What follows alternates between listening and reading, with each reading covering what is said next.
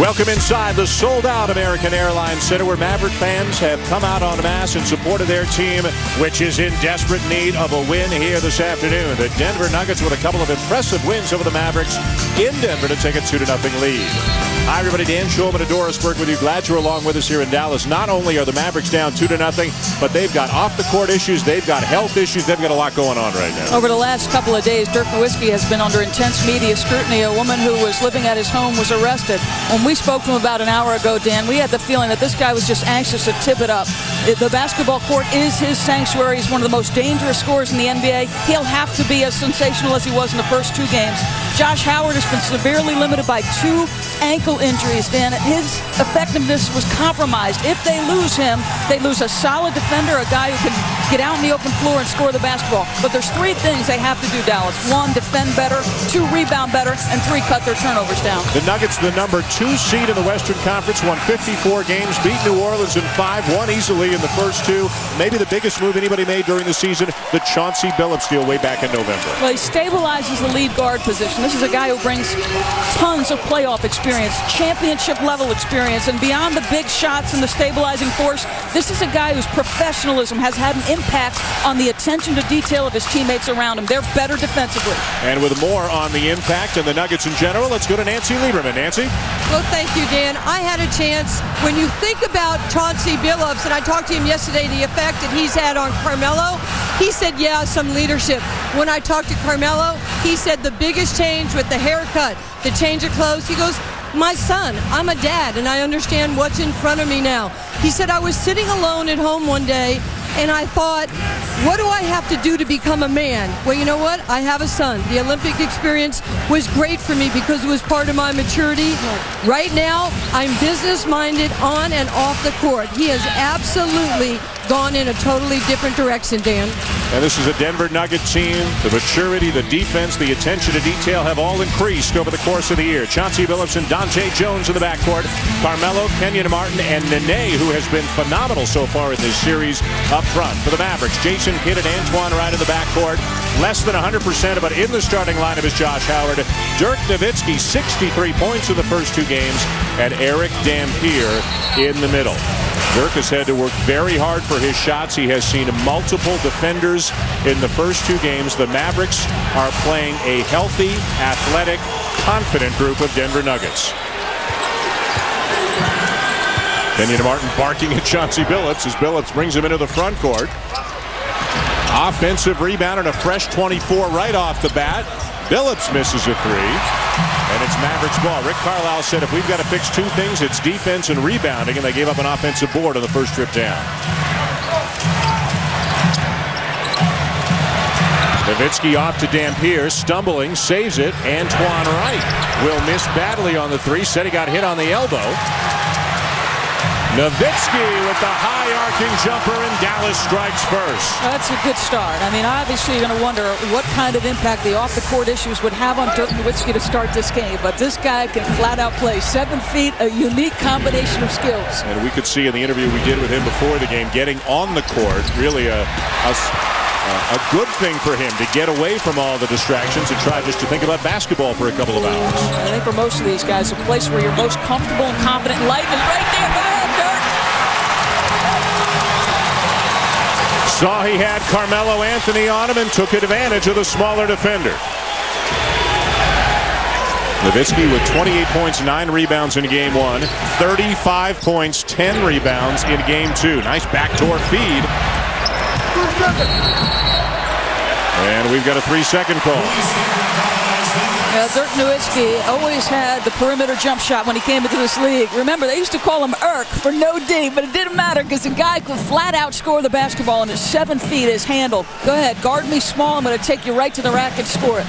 26 points per game during the regular season, and off to a great start here this afternoon. In a virtual must-win game for the Mavericks, no team in NBA history has ever come back from 3-0 down to win a series. Kenyon Martin is called for the foul. I think in watching the first 2 games, the thing that really stuck out to me about Denver was how much activity they had around the rim. It felt like for George Karl's team, everything that happened was right around that orange tin. And if you're Dallas, that's a dangerous thing. Dallas knows they can't compete with Denver in terms of athleticism. Denver dominant in points in the paint, fast break points, and so forth. That is a great early sign for the Mavericks. Josh Howard not only in the lineup, but taking the ball to the goal. Yeah, I mean, this is a team that really needs to get some easy opportunities. And because of those ankles in the first couple of games, it looked like Howard just wanted to shoot jump shots. That's where he's dangerous, when he mixes those two things. Good start by the Mavericks. Has the crowd in it early as well. Nene is blocked from behind. Dallas in transition. Jason Kidd wide open for three. And the rebound to Carmelo Anthony. This is one of the better home court advantages in the NBA. Always sold out. Good loud crowd as Anthony is fouled. And a good start by the Mavericks has really upped the volume here in this building. I think the expectation if you were Denver were you were going to have a very angry team that would try to put some hurt on you early. I mean, I think if you're Dallas, you've got to get some confidence, some mojo back and believe that you can beat Denver. There's Carmelo Anthony. You saw his numbers so far in this series, and he's been particularly good, as the Nuggets have as a whole, in fourth quarters so far in this series. George Karl, better than 900 career wins, and he was just as relaxed and easy to talk to as he always is. Doesn't seem to matter whether it's a regular season game or a playoff game. He walked in with a smile on his face when we got a chance to sit down with him about an hour ago.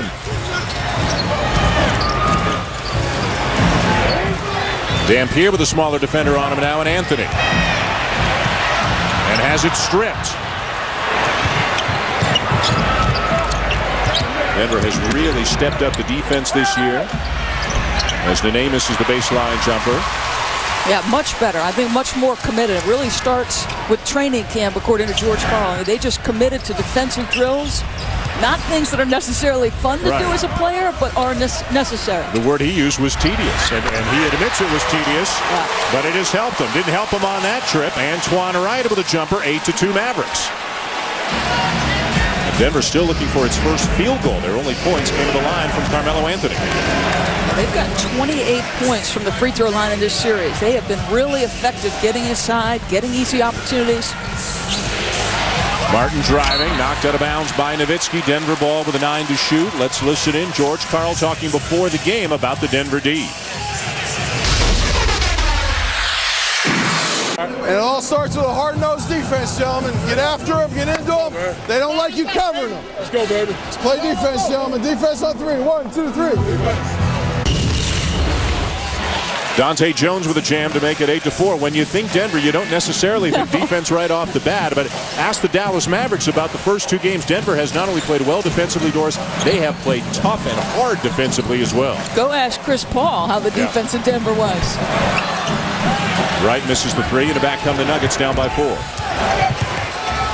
Chauncey Billups with a quick three, and the rebound to Howard.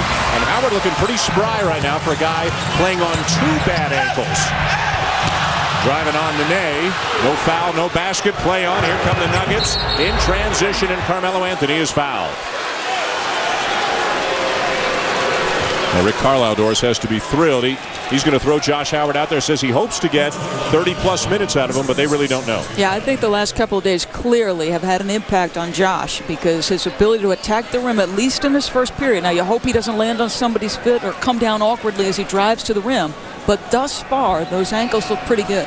A big gap between Game 2 and today's Game 3. Game 2 was on Tuesday, so they had 3 full days off. Josh Howard didn't practice, rode the stationary bike, got some treatment. He was the guy that made the difference in the San Antonio series. Yeah. Carlisle referring to Howard as the MVP for Dallas in that series. Carlisle, of course, previous experience with Detroit and Indiana, took each team to a conference final. He was a lot more relaxed a year ago at this time. Yeah. He was doing what we're doing. It's easy over here.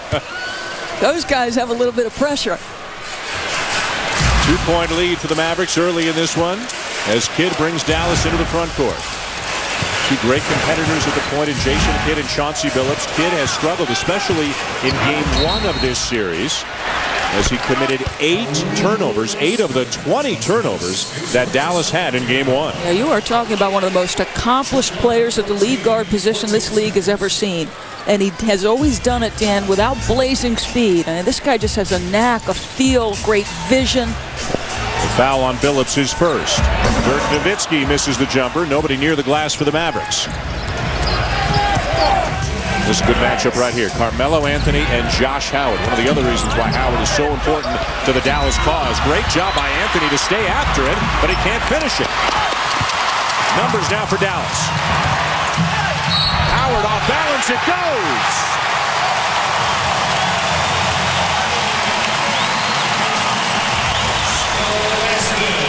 Yeah, you're talking about two teams that like to get out and transition. Which team will be more effective as this game wears on? Well, Jason Kidd, if the ball's in his hands in the open floor, folks, look out, because that's about as good a place as it can be. And Josh finishing. I mean, if you're Rick Carlisle over there, you're just wiping a little sweat off your brow going, thank goodness.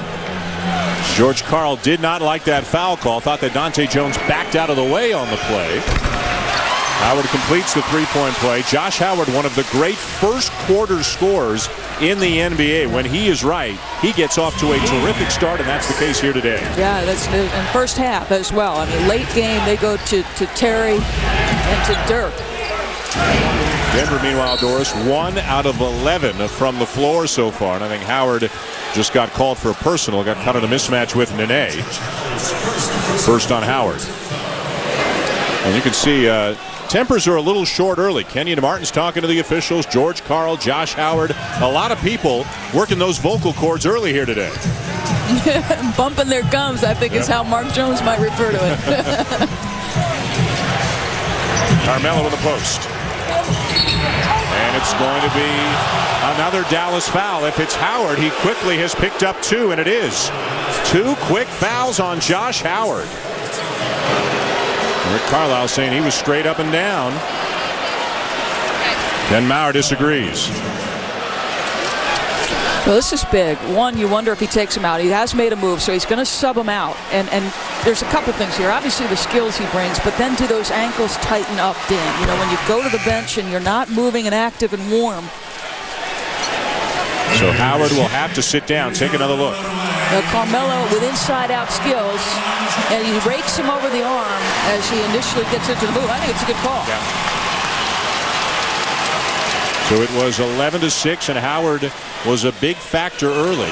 He had 5 of the early points. He has 5 of the early points for the Mavericks. He sits down. Jason Terry comes in. Obviously a great offensive player, 6th man of the year in the NBA, but a smaller lineup right now for Dallas. So somebody's going to have a mismatch against Carmelo Anthony. These teams are intriguing, you know, and despite the disparity in 2-0 for Denver, games were close going into the 4th period. It was untimely turnovers that hurt Dallas.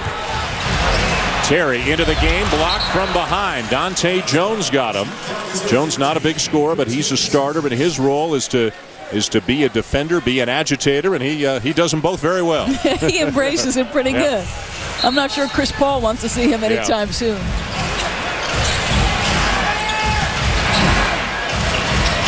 Nowitzki with Chauncey Billups on him right now. Carmelo comes over to help. 5 to shoot. Right in the post, and we got a 3-second call against the Mavericks. They did not take advantage of a mismatch on that time down the floor. Now, off the dribble drive, Dante Jones from behind. Just because you get beat off the bounce, don't give up on the play. Use your length, athleticism. He does a nice job keeping space so there's no body contact. Now Nene, who has scored 49 points in the first 2 games of this series. Off to Dante Jones, who finishes right in the grill of Eric Dampier. Wow. That's part of the problem. I mean, the athleticism of Denver has been an issue for Dallas. Knocked out of bounds by Nene. They are athletic at just about every single position on the floor. Nene can get up and down the floor. Dante Jones, Kenyon Martin playing over the rim. J.R. Smith off the bench.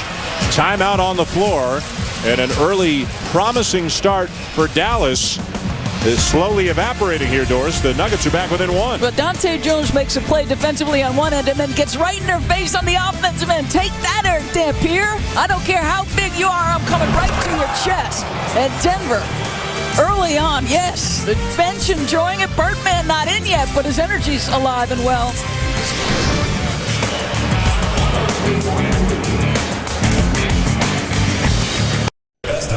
Back in Dallas, where the Mavericks have a 1-point lead on Denver. Dan Schulman, Dorisberg, and Dallas resident Nancy Lieberman, who's been following the big local story concerning Dirk Nowitzki. Nancy?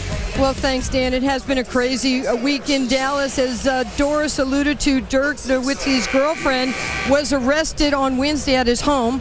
Multiple Maverick sources, they coarsened Dirk about his relationship with Crystal Taylor.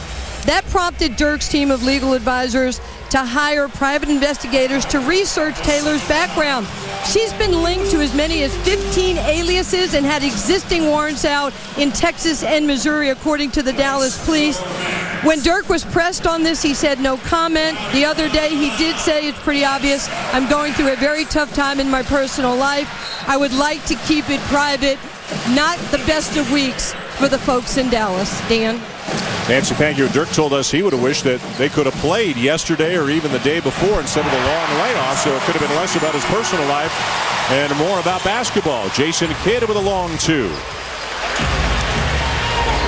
Good job out of the timeout. And one thing you have to take away from Jason Kidd, those spot-up threes. I mean, the guy's a sensational shooter when you give him time. Baseline drive, Carmelo Anthony. Dirk Nowitzki came over and bothered the shot.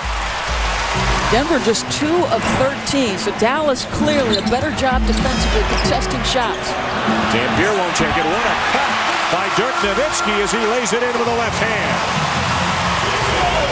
Good find by Eric Dampier, and the Dallas lead is back to 5.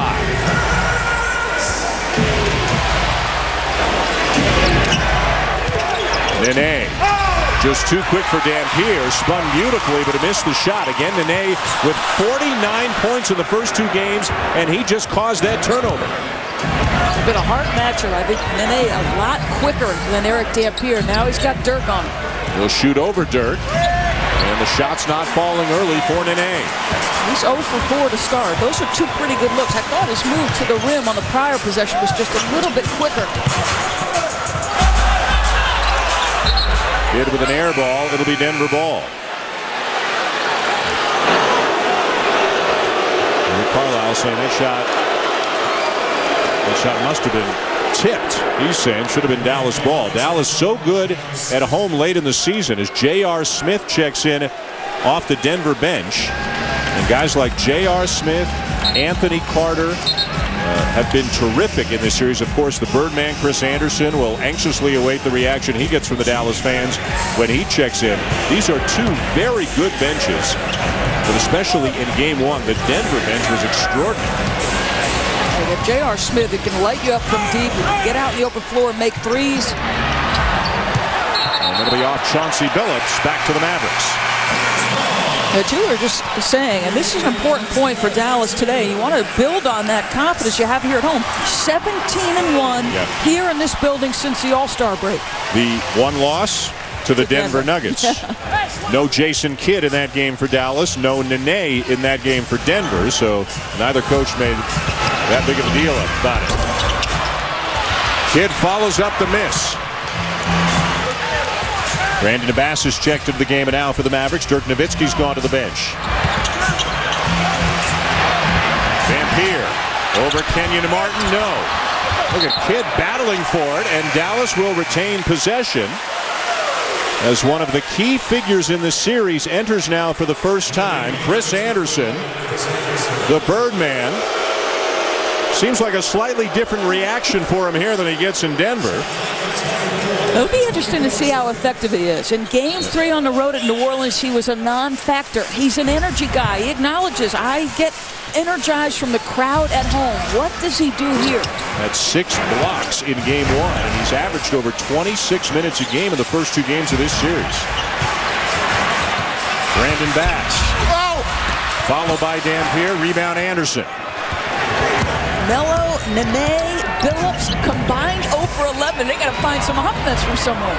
Yet they're only down 5. 3.5 to go here in the first quarter. Carmelo with Antoine Wright on him right now. Lost it. Anderson off balance, draws the foul. Yeah, Denver's 6 for 6 from the free throw line, all 6 coming from Melo. And Birdman will have his opportunity now. So they're staying in this ball game based on their ability to get to the free throw line. Texas guy, attended junior college in Texas, spent much of his youth here, played in China, played in various minor leagues, the 2-year suspension for substance abuse. But he has come back, and George Karl said to us before the game, hey, I didn't know what I was going to get out of him. 10 or 15 minutes, he said, but his basketball IQ is so high. He's so coachable. He's got such good karma. He's overcome so much. George Karl couldn't stop praising Chris Anderson. Well, I don't know how you can't rejoice when a guy who gets a second opportunity and makes the most of it. And there's not any one of us who doesn't like a reclamation project. And Chauncey Billups said, listen, if you ask my daughters who their favorite player on the Nuggets is, it's Chris Anderson. He's become a folk hero in Denver. And Kenyon Martin called for the foul. That'll be number 2 on him. He's not happy.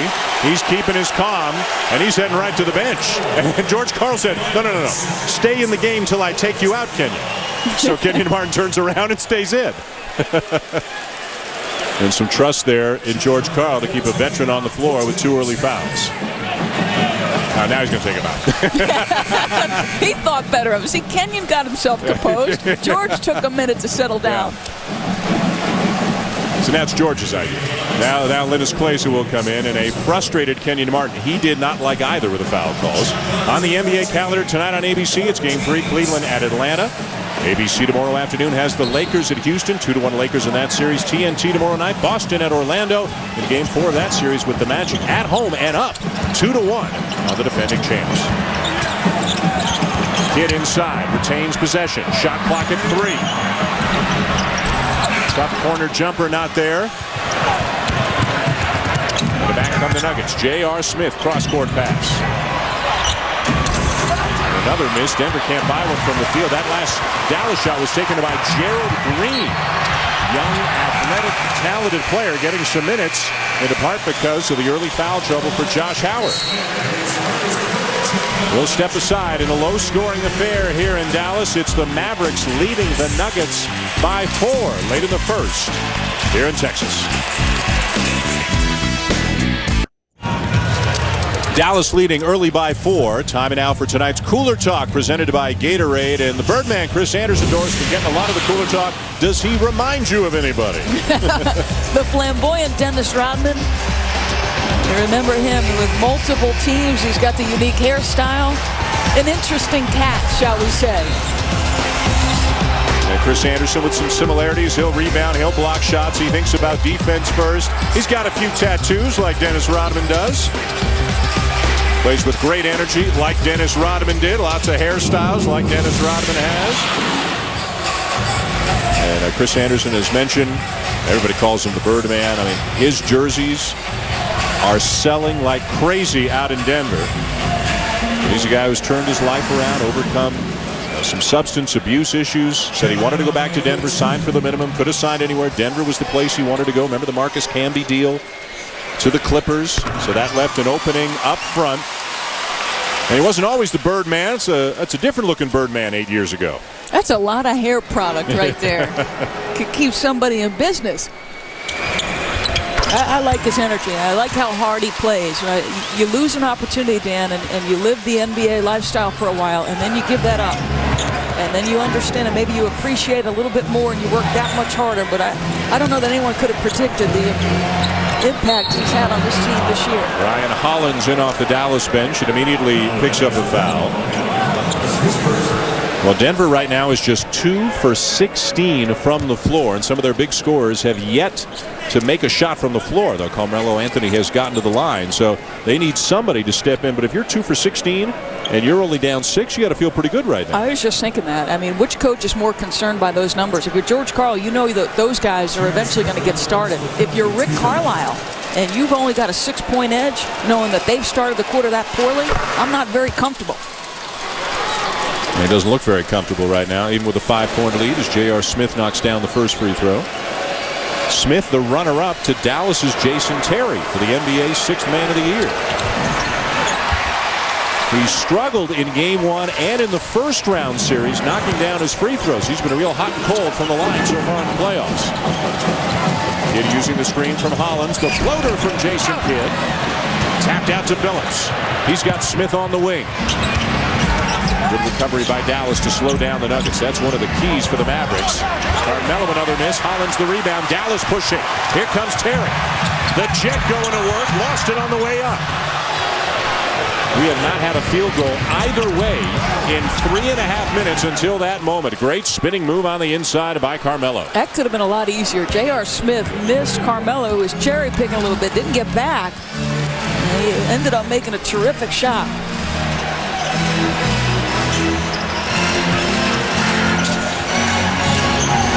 Terry with Anderson on him, finds Hollins. And there is Chris Anderson doing what he does best. I'll tell you what, there's been several possessions on the defensive end for Denver where their commitment to defense for the full 24-second clock is something you hadn't seen prior to this year. And this guy's commitment, along with Chauncey's and Carmelo's renewed enthusiasm for that side of the ball, has been huge part of Denver's success. Billups out, Anthony Carter in at the point right now for Denver, and Rick Carlisle will make a move of his own as the very popular J.J. Barea checks in for the first time. Jason Kidd will sit down. And J.R. Smith right away is just woofing with J.J. Barea. J.R. Smith likes to get animated and involved out there.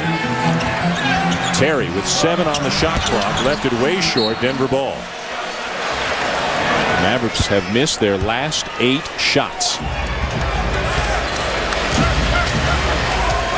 So it's Smith, Carter, Anderson, Kleza, and Anthony for Denver right now. Bass, Hollins, Gerald Green, Jason Terry, and J.J. Barea for the Mavericks. Tipped up and in by the Birdman. So what do you see? The two guys who come off the bench, and right away your activity is right at the rim. Smith gets off the bounce. It allows Birdman to get open for offensive rebounding position. That activity around the rim is what's helped Denver. Barea spinning. Great feed, and Hollins is fouled. All set up by the penetration of J.J. Barea. How tall you think he really is? I'm going 5'8". He's listed at 6 feet. What do you think? No way. Not I meant to close. get next to him before the game just to get a feel. But the dribble drive, I mean, I like his activity and his toughness. You're that size, you better have a little bit of heart. Well, Jason Terry's 6'2". And there's a whole lot more than a 2-inch difference between Jason Terry and J.J. Barea.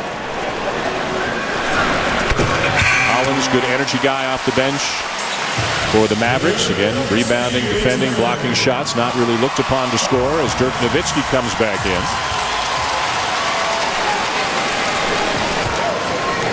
Tweet, retweet, at reply. What does it all mean? The NBA is on Twitter. Get real-time stats, scores, and insider access from the NBA playoffs at twitter.com/NBA. Good spin by Carmelo into the double team, and the follow by Anderson again. Some guy behind us in the stands just yelled lucky. I didn't see that quite that way. There was no luck involved in that whatsoever. I'll tell you what, offensive rebounding is understanding where the ball's coming off the rim and then effort and energy. You just saw that in Anderson. If our stats monitor is correct, and there's no reason to think it's not, he's got 5 points and 5 rebounds in 4 minutes. Soft touch for Dirk. Not a bad answer. You had just said they missed what? Their last 8 shots. So come back with Dirk. He'll make one for you. Denver can hold for the final shot of the quarter.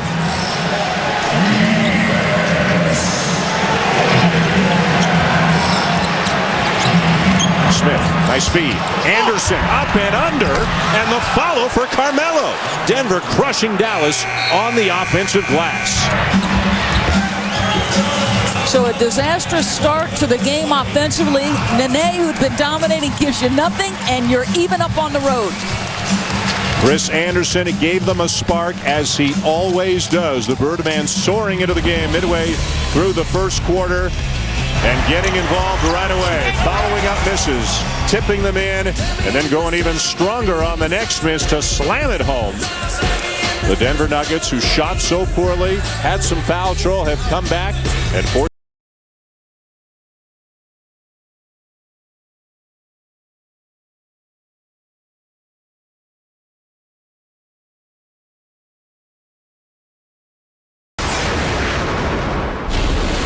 welcome back to Dallas. George, your inside game the first 2 games of this series was very, very dominant, over 50 points a game. It started slow today. How did you reestablish it? Well, I'm just really happy to be back and even because I thought they came out with a punch. They were really energized. I thought they got to the rim a little bit too much against our defense. Then we rebounded the ball great in the last 3 or 4 minutes to tie the game. So I'm happy where we're at right now. With Dirk's ability to go inside out, what do you feel is the most important part of his offense to take away? Well, I just think you got to make every shot he takes a tough one and keep him away from the easy ones, especially the layups. And I think we got 3 defenders and we'll mix it up, find one, hopefully it'll work. Okay, thank you, Coach. Dan? All right, Nancy, thank you. One of those guys is Chris Anderson, who has given the Nuggets such a lift. One of the stats George Karl says he pays attention to, one of the few stats he says he really pays attention to, is plus minus, the difference between how many points his team scores versus the opponent when each individual player is on the floor. Easy to track that kind of a thing.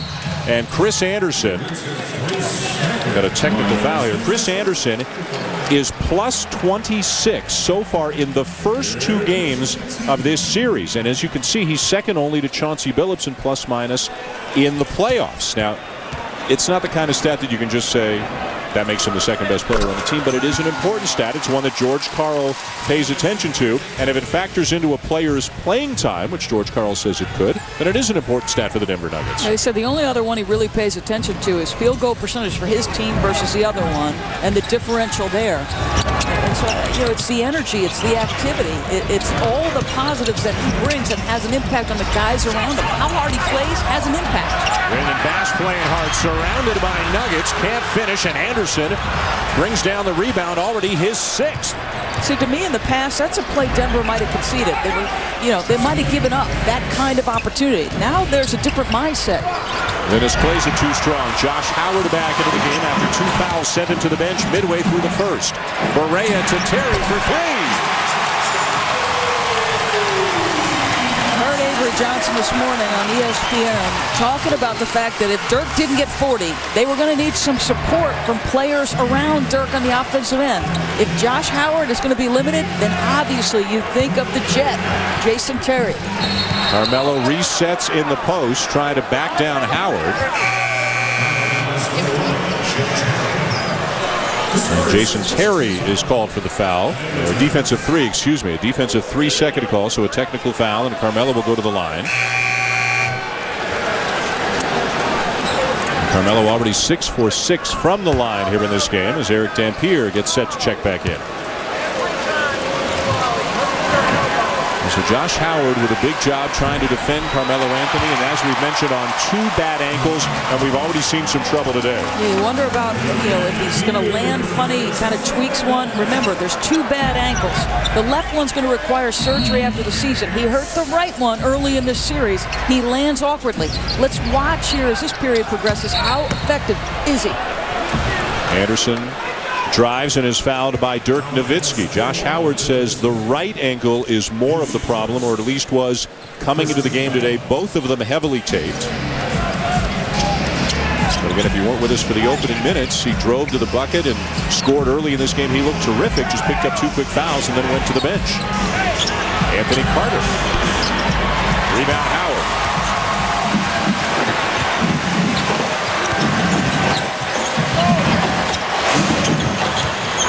Dirk driving on Anderson and Nene and draws the foul.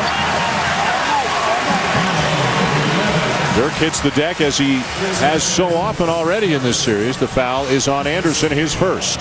Well, everybody is going to be physical with Dirk Nowitzki. I mean, this is a prolific scorer. You try to make every shot tough, and it is the playoffs. Somewhere Jeff Van Gundy is rejoicing because that's old school playoff foul. And Dirk got up with a bit of a grimace and flexed his left knee or his left leg up and down a couple of times, so maybe a little bit stung by that foul. Remember the hard foul committed by Kenyon Martin in Game 1 of this series, something Dirk Nowitzki said was just a good hard playoff foul. Martin was assessed a flagrant 1. Chauncey Billups back into the game, so a 2-point guard look. Now for the Nuggets. You've got 18 fouls essentially to give with those 3 interior defenders of Denver. You want Nene to get 4 or 5, Birdman to get 4 or 5. Dirk will feel it. It'll be a football Sunday for Dirk tomorrow. Game 4 here on a Monday night. Nuggets up 2-0 in the series. Good feed from Smith. Nene the extra pass. Carter the open jumper. And another putback. This time it's J.R. Smith. It's really no mystery, and this has been a continuing theme in this series. Second chance opportunities, points in the paint. This is not a post-up opportunity domination in the box. This is just effort and energy by Denver. Terry from the elbow with the answer for the Mavericks.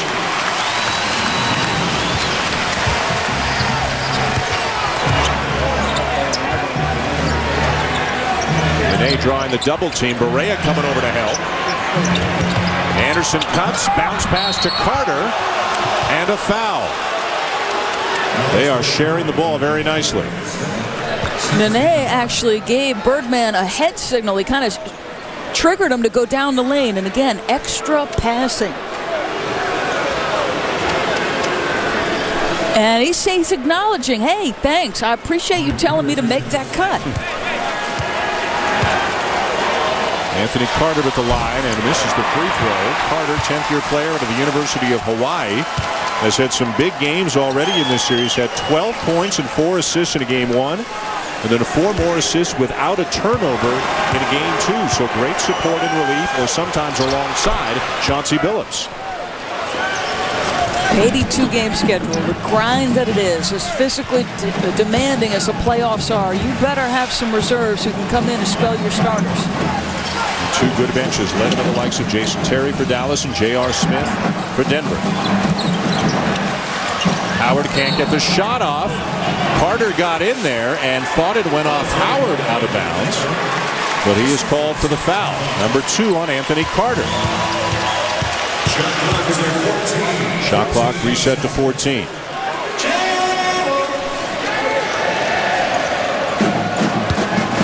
The Nuggets winning game 1 by 14, game 2 by a dozen each time, really getting away from the Mavericks in the 4th quarter. Terry with a long jumper. Long rebound to Carter. This is where Denver thrives. Dallas gets back and slows him down.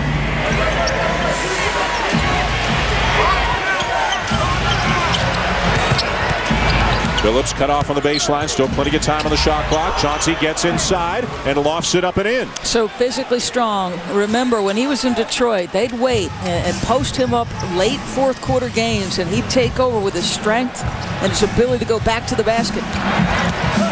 Dirk on the drive and draws another foul. Will step aside. Anderson and Nowitzki getting after it here in the Big D. ESPN's presentation of the NBA playoffs, brought to you by Zales, America's Diamond Store since 1924.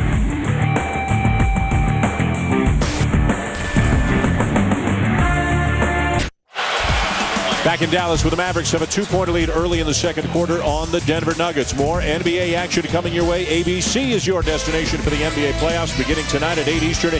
Game 3 as LeBron and the Cavs take on the Atlanta Hawks. And then tomorrow afternoon, it's Game 4 between the Lakers and the Rockets. The Lakers up 2-1. Coverage begins at 3 Eastern with the GMC NBA Countdown. Carmelo Anthony and Chris Anderson talking some strategy during the timeout. Let's take a look now at our HP in touch. A look at the brackets as they currently exist. The Lakers getting that big road win at Houston. Another big game for Kobe. They go up 2-1. Denver up 2-0. They've only lost 1 game in the playoffs so far. The next games, as we mentioned, Cleveland, Atlanta tonight. Lakers, Houston tomorrow. Tomorrow night on TNT, it'll be Orlando and Boston. The Celtics are trailing 2 games to 1. They look tired. They come off that grueling series, one of the all-time great series in NBA history in the first round against Chicago. And I think a lot of people around the league would like to see the Cleveland Cavaliers or the Denver Nuggets feel a little bit of heat, feel some pressure. Neither team has had to face any adversity yet. Well, Cleveland hasn't lost a single game. Denver lost once. They lost game 3 against New Orleans. The same kind of situation they're in now. Up 2-0, go on the road.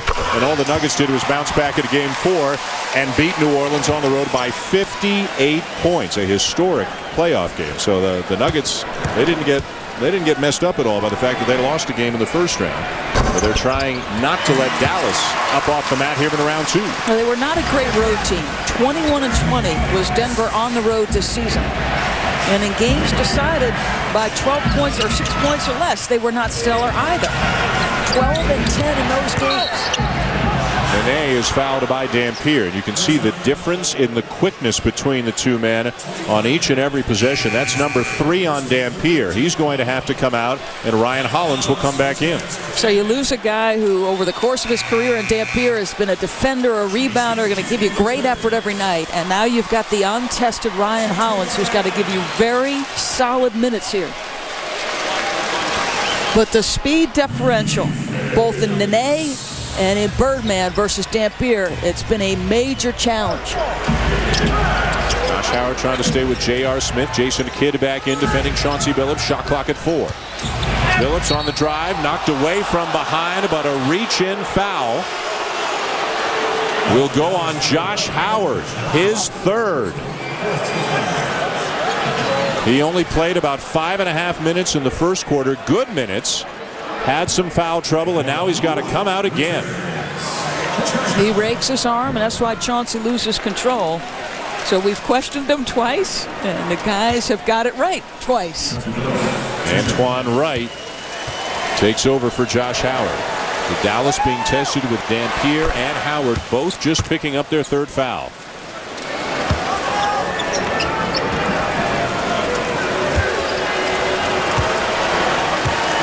The line, Chauncey Billups, one of the great free throw shooters in the NBA, and a guy who in the postseason has been pretty much lights out from beyond the arc as well. He's making about 60% of his threes so far in the playoffs.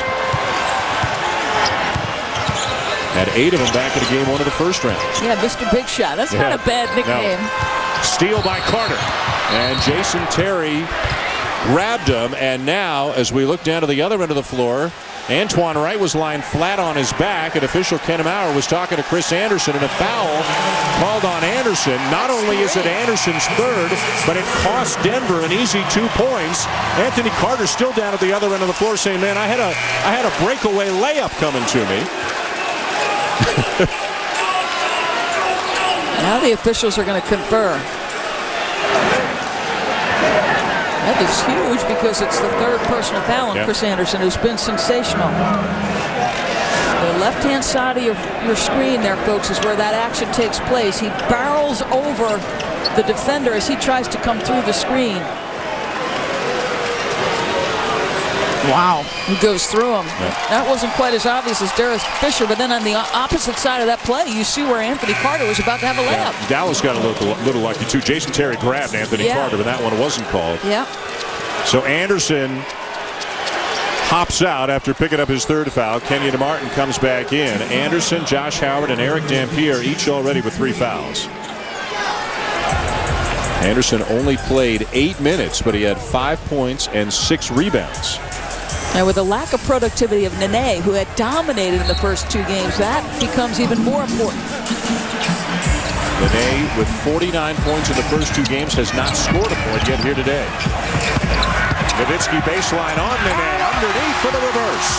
There's just so much in his arsenal. You know, what do you take away? It's a great question by Nancy. What do you concede, Coach? Is there anything you'd like to take away? Guy can shoot it with range. He can use either hand, can go in either direction. He has drawn his share of criticism at times, but 28 points in game 1, 35 points in game 2, 14 points already here today in game 3. He caused a bit of a furor with the guys on TNT, and it was an interesting thing as you see him go to work, driving baseline, gets a little up fake. But Charles Barkley, Chris Webber, and Kenny Smith all debated because he had given so much prop to some of the defenders for Denver. Birdman talking about his length and ability to contest shots, the strength of Nene, and so on and so forth. And we talked to him a little bit about it, Dan. It was an interesting reaction. I wondered if it was a cultural difference. You know, we've never heard a college player or an NBA player who's terrific on the offensive end concede anything to a defender. It's always, you know, I didn't have my rhythm. I just missed shots. You know, when we asked him about it, he said simply, I'm a humble guy. And he said, if somebody plays well against me, I'll say they played well. But that, in his mind, didn't mean he was backing down. And again, with 28, 35, and 14 so far today, even though he's being defended by the likes of Nene, Kenyon Martin, and Chris Anderson. Dirk Nowitzki is certainly mixing it up, and Dirk Nowitzki's not the reason that Dallas is down 2 games to none. Jason Terry off the screen. Just so good, giving that punch off the bench. A guy who's selfless. They told Rick Carlisle when Rick said to him, "You got the job." He said, "I don't know how to use you."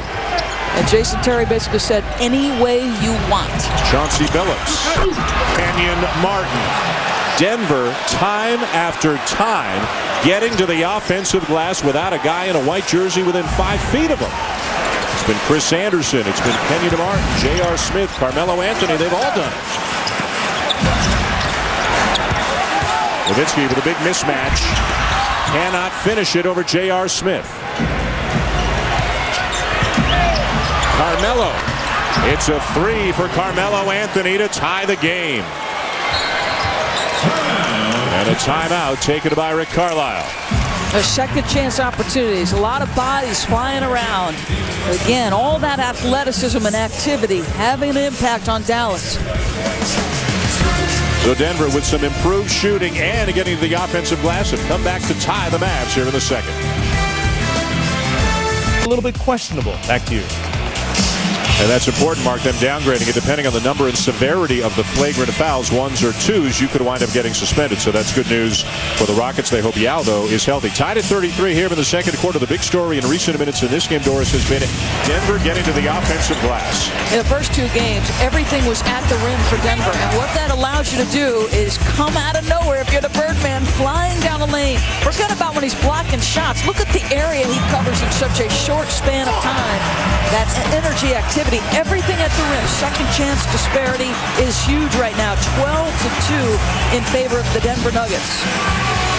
Chris Anderson with 3 fouls, though, so he's on the bench right now. There are the numbers for the offensive rebounds, 8-3. The second chance points, 12-2. What about the latest on the big stars? Well, they are both getting their points, although Carmelo Anthony has done most of his damage, Doris, from the free throw line. Yeah, and he's had some easy opportunities. He's had a couple of spin moves to get right at the rim. He missed him. I thought he was rushing it a little bit early. And Dirk, just a very difficult check, but has got to find somebody else who can help. 3 Mavericks, by the way, with 3 fouls each. Josh Howard, Eric Dampier, and Antoine Wright. That's why Gerald Green is back in the game now for Dallas, a guy who plays sparingly, but has gotten several minutes here today. This is Green on the drive, splits the double team, dumps it down to Hollins. Denver ball. See, Denver making those switches. There are a lot of times that Dirk has got a smaller guy on him, and he's not necessarily taking him down to the box with that back dribble to get one-on-one. Denver has not led at any point so far in this game. Almost did it right there, but Nene couldn't finish, and back come the Mavericks. Green misses a 3 from the corner, but here comes Carmelo.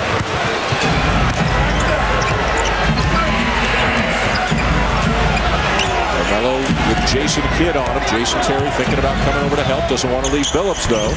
Turnaround by Carmelo, though. A good block out there by Hollins. Frees up the rebound for Nowitzki. That's a tough shot.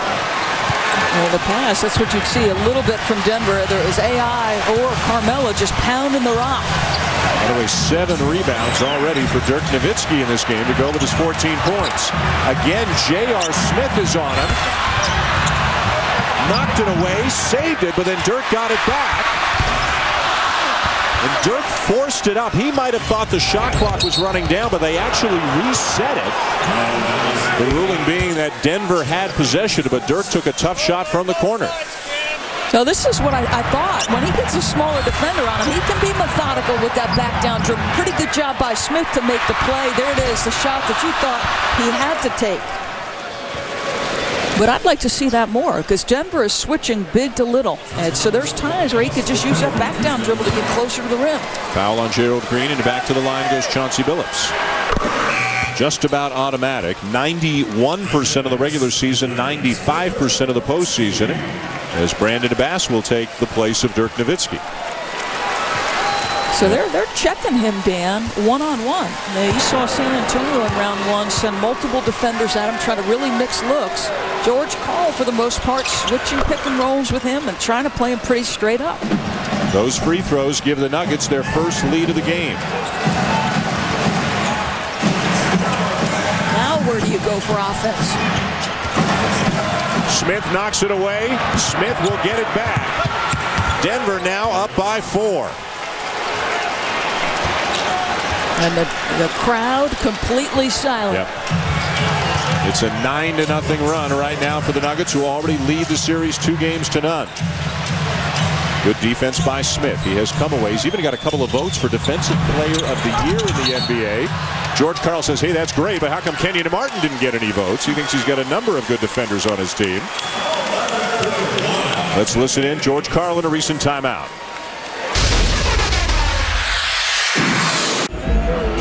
All we need is about 5 minutes of good offense. Defensively, you got to bring it. I think they've been good defensively. They're challenging shots, and the number of times they're contesting things at the rim, not giving up on plays. Man, that was the league joke for so long, was it not? Denver would get into a playoff series and be spotty all year with their defensive effort, not committed to the details. Well, all of a sudden, George Karl's team, guess what? And Magic Johnson said it at Christmas, remember? He said, if you want to win championships, defense never goes out of style. Look at that. Just second time we've seen a play from behind get tipped and a run out ensue. Well, they're one of only 4 teams the Nuggets are to make the playoffs each of the last 6 years, but they lost in the first round each of the last 5 years, and it wasn't even close. Their record was 4-20 in the playoffs in the last 5 years. They advanced to the second round this year for the first time since '94, and trying to advance to the conference finals for the first time since 1985. And look how the defense has shut down both New Orleans and Dallas so far in the postseason. Second foul on Hollins. Nene to the line. Nene still looking for his first point of the game. 24 in a game 1, 25 in a game 2. He had only had 2 24-point games in the entire 82-game regular season, and then puts those things back to back. Exploiting the athleticism advantage that he has had over Eric Dampier. Dampier in foul trouble. Ryan Hollins in the game in the middle right now for the Mavs. Running Terry off some screens. Smith stays with him. Been 3.5 minutes since the Mavericks made a field goal. Green steps in, misses the jumper. Chauncey Billups with a rebound. Smith for 3. Air ball. Dallas ball. Mark Cuban looking on with that intense look of concern that he sports on an almost continuous basis in Maverick games. Kid trying to back down Billups. No help, and Kid locks it in. I think that's a guy who understands his team has had struggle putting points on the board, so just takes matters into his own hands. Dallas back within 1. And Jason Terry just looked at the crowd and tried to get them involved, sort of imploring them to give us some assistance here. Nene one-on-one with Hollins. Nice move. And then couldn't finish, got it back, missed again. Boy, he's got to be just completely frustrated. It's 2 good looks and he can't put it home. And he is 0 for 7 in the game. Denver shooting 28%, and they're up by 1 on the road. Bassno, rebound Nene. You got to impact the game. Your offense isn't going, that's okay. You can still defend and rebound. Off-balance shot by Smith, not there. He hit the deck. Dallas has numbers. And a whistle behind the play.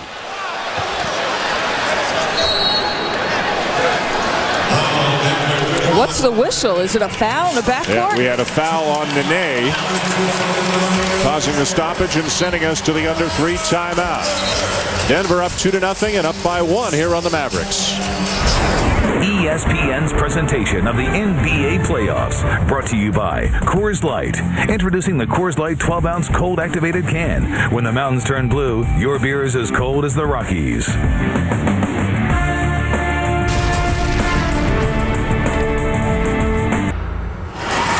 And back then, George Karl was the coach of the Seattle Supersonics. That was 15 years ago, and that until this season was the last time that the Denver Nuggets had advanced to the second round of the NBA playoffs, but they are not content, Doris, to just make it to the second round. They've got much bigger things on their mind. I think this team thinks it can win a championship. And if it all starts on the defensive end, they are doing the job there. Now, this is a team right now that's shooting 27% and somehow has the lead. Hollins doesn't get the bounce. Ryan Hollins, third-year player out of UCLA, again getting a lot of very important minutes in this round for Dallas because of the foul trouble and the trouble in general that Eric Dampier has had with Nene. Hollins not as strong as Nene in experience, but he's become an important player off the Dallas bench. There was even talk of him possibly starting this game here today. The lob inside. Anthony, tough catch in the finish.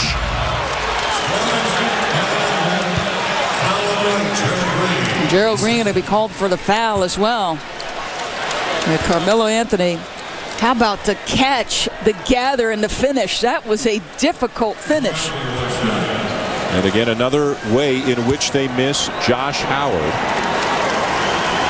who's on the bench with 3 fouls. Denver shooting below 30% and leading. Josh Howard has played well when he's been in there, but foul trouble has limited him to 9 minutes here in the first half. Terry on a switch with Nene on him. Driving on the Denver center, pulls up, leaves it short. Carmelo Anthony just got hit in the throat, it looks like, an inadvertent elbow perhaps, as everybody was going for the rebound. Never got over half court, but appears to be okay. Still grimacing and reaching for his throat as he gets back on D. Again, Jason Kidd one-on-one with Billups. Green flies in there and misses the floater, and another rebound for Nene. Kenyon Martin. Anthony Carter passed up the 2.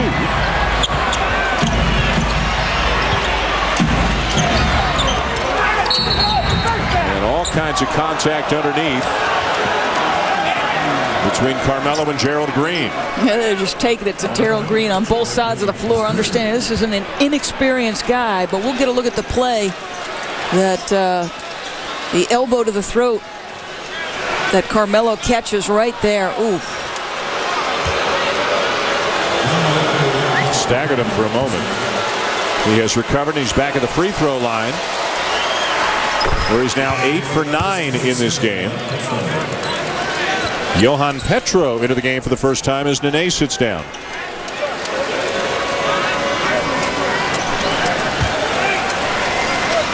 The elbow from Ryan Hollins.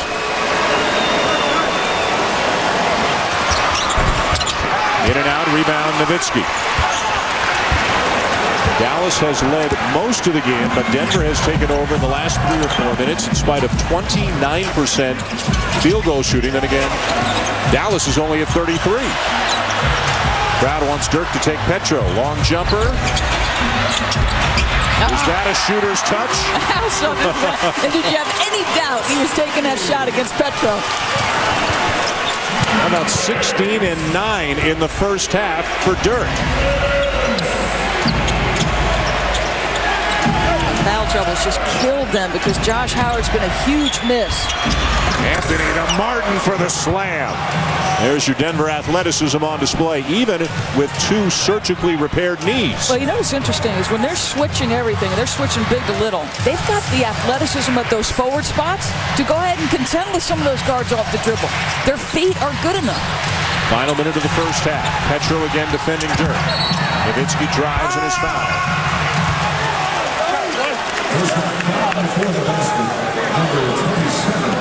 Coming up at the half, it's the Toyota Halftime Show with Mark Jones, Avery Johnson, and Jamal Mashburn. As we found out earlier today, Chuck Daly passing away, Hall of Famer Chuck Daly passing away at the age of 78. A moment of silence for the great coach Chuck Daly before this game here today, and also an injury update on Yao Ming. Remember how he used to refer to his players as 12 mini corporations? Yeah, what just a class act and beloved in the city of Detroit. Sympathies to the Daly family and the NBA community. All the coaches throughout the playoffs have been wearing pins with Chuck Daly's initials on them. Chuck Daly, of course, coaching the Pistons to a couple of NBA championships and also coached the original Dream Team back in '92. Well, how about this story?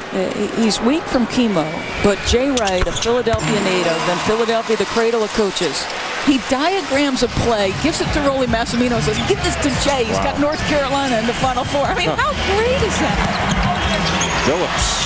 Yes, tough jumper for Chauncey Billups to restore the 4-point lead. All 9 of Billups' points have been here in the second quarter.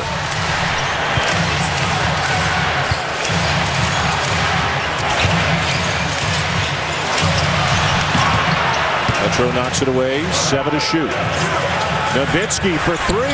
Got it!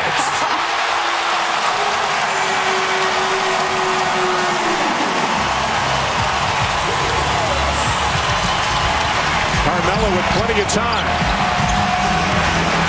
Anthony Carter, nice find underneath, and the reverse for Carmelo Anthony. 2.5 seconds. Jason Terry cannot get the shot off. And that will end the first half. Carmelo Anthony and Dirk Nowitzki each with very big numbers in the first half of this game. 21 for Dirk, 19 for Carmelo. Throw whatever defender you want at Dirk Nowitzki. It doesn't matter. He can acknowledge that they're good. He's still lighting them up. And let's go to Nancy Lieberman. Well, thank you very much. I am with the Birdman, Chris Anderson. Chris, you told me yesterday that all this attention has been really overwhelming for you. By the way, Chauncey Billups' daughters said you're their favorite player. Tell me, describe what that feels like. Oh, it's incredible to have someone like Chauncey, who's a leader and a champion, to have his kids say that about me. I'm more than excited for something like that to be said about me. But now we're in Dallas and now we're facing the Mavs. Okay, describe the energy and effort you brought to the team in the first half for you guys to take the lead. Oh, definitely. That's what I do. I come off the bench, I provide energy, but once I get going, I got a block, and after that, it was just fueled my fire, and I started going, and I went with it. And unlucky enough, I got 3 fouls early. Okay, well, thank you so much, Dan. All right, Nancy, thank you. 5 points, 6 rebounds in only 8 minutes for Chris Anderson in the first half. Coming up at the half momentarily, the Toyota Halftime Show with Mark Jones, Avery Johnson, Jamal Mashburn. Hall of Famer Chuck Daly has passed away, and the guys will also update Yao Ming's health status. The Rockets need him for Game 4 in that series. Here in Dallas, it's the Nuggets 48 and the Mavericks 45, with Denver already leading the series 2-0. Carmelo and Dirk both huge. Denver by 3.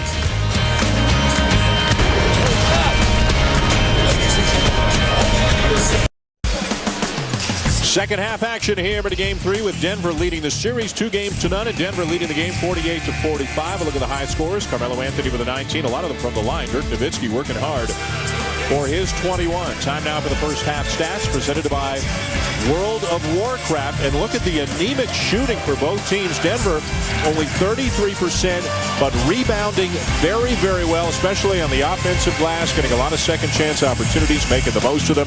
And that is why they are leading this game going to the second half.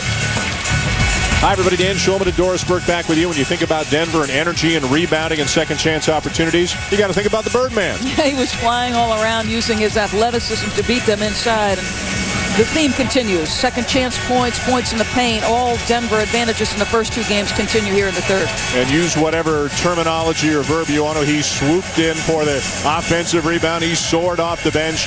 He had some foul trouble, but when he was in there, he was a major factor. Yeah, I mean, this guy can close out on offense or defense, whether he's blocking shots. He simply covers so much area. The wingspan, look at there. He's got the tattoos on the arm, and look at that on each side of the box in case it came off on either side of the rim. And swooping, well, I think this is the definition of swooping in and spotting it out. Only 8 minutes because of the foul trouble, but 5 points and 6 rebounds, playing with the same energy, enthusiasm, and ability here in Game 3 on the road, as we all saw him in Game 1 and 2 back in Denver. Let's go to Nancy Lieberman now for her thoughts heading into the second half. Nancy? Thank you, Dan. Doris was absolutely right. Rick Carlisle said the second chance points are killing us, especially rebounding. We're doing a good job on the initial rebound, but the second rebound, we're not getting a body on somebody. He goes, we will not win if we don't do a better job. We have to get scoring from Jason Terry and Josh Howard to complement Dirk Nowitzki. Dan? All right, Nancy, thank you. Josh Howard played only 9 minutes because he had foul trouble in the first half. He is favoring both ankles, but he did score 5 points in those 9 minutes. We'll see if Dallas can keep Josh Howard on the court. Similar to games 1 and 2, Dallas was right there, and they were all the way there until the fourth period, where some untimely turnovers hurt them.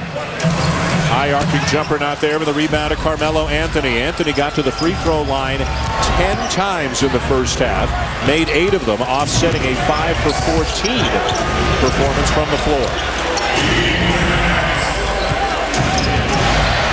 Nice look inside for Nene, and he has it knocked away by Dampier. Howard is grabbed by Chauncey Billups. So that was a good read by Nene. I mean, he just went for the slip of the screen. It was just better defensive rotation by Dampier. And that was one thing Rick Carlisle talked to us about. You know, he said, when we rotate on our defensive schemes, we've got to have a big body meet a big body on the rim. And that was a case in point. Howard misses the long 2. And a foul against Denver. It'll be on Dante Jones, his second. Well, that's something to watch. I mean, you certainly don't want to put Dallas into the penalty early in this quarter. 2 fouls already in the quarter for the Nuggets. Dante Jones drawing Jason Kidd on this possession. Howard driving on Billups. And another Denver foul, or is it? An offensive foul. Mark Cuban cannot believe it. Josh Howard has picked up his 4th foul less than a minute into the second half.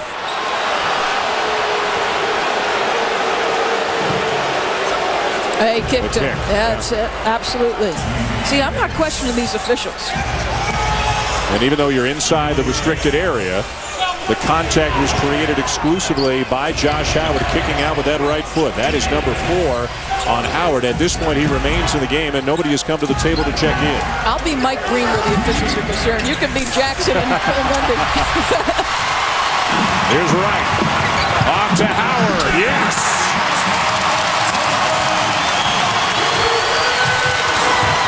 Well, this is Rick Carlisle saying, you know what? Close game, down 2-0 in the series. He's got foul trouble, but you got to have your best guys on the court. Josh Howard's going to stay. Dante Jones fouled by Eric Dampier. That'll be number 4 on Dampier. Well, defensively, if you're Dallas, do the job and get a turnover or a block shot and allow it to create something for you on the offensive end. And this is where Josh Howard, you need him. He's a terrific open floor finisher. Now, conference for the officials after the foul call on Dampier. Maybe talking about who the foul should be on. Ryan Hollins was going to come into the game. Dampier's still out on the court right now.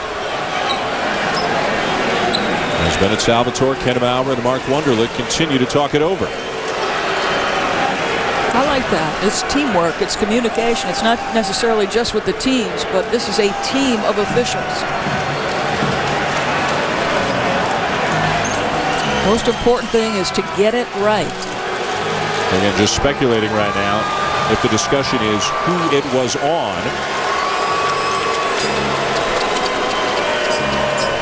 Try to clear it up as the information becomes available. On the NBA calendar tonight on ABC, it's Game 3 between Cleveland and Atlanta, with the Cavs up 2-0. Tomorrow on ABC, Game 4 between the Lakers and Rockets. The Lakers leading 2-1, and then TNT tomorrow night as Game 4 between Boston and Orlando, with the Magic up 2-1.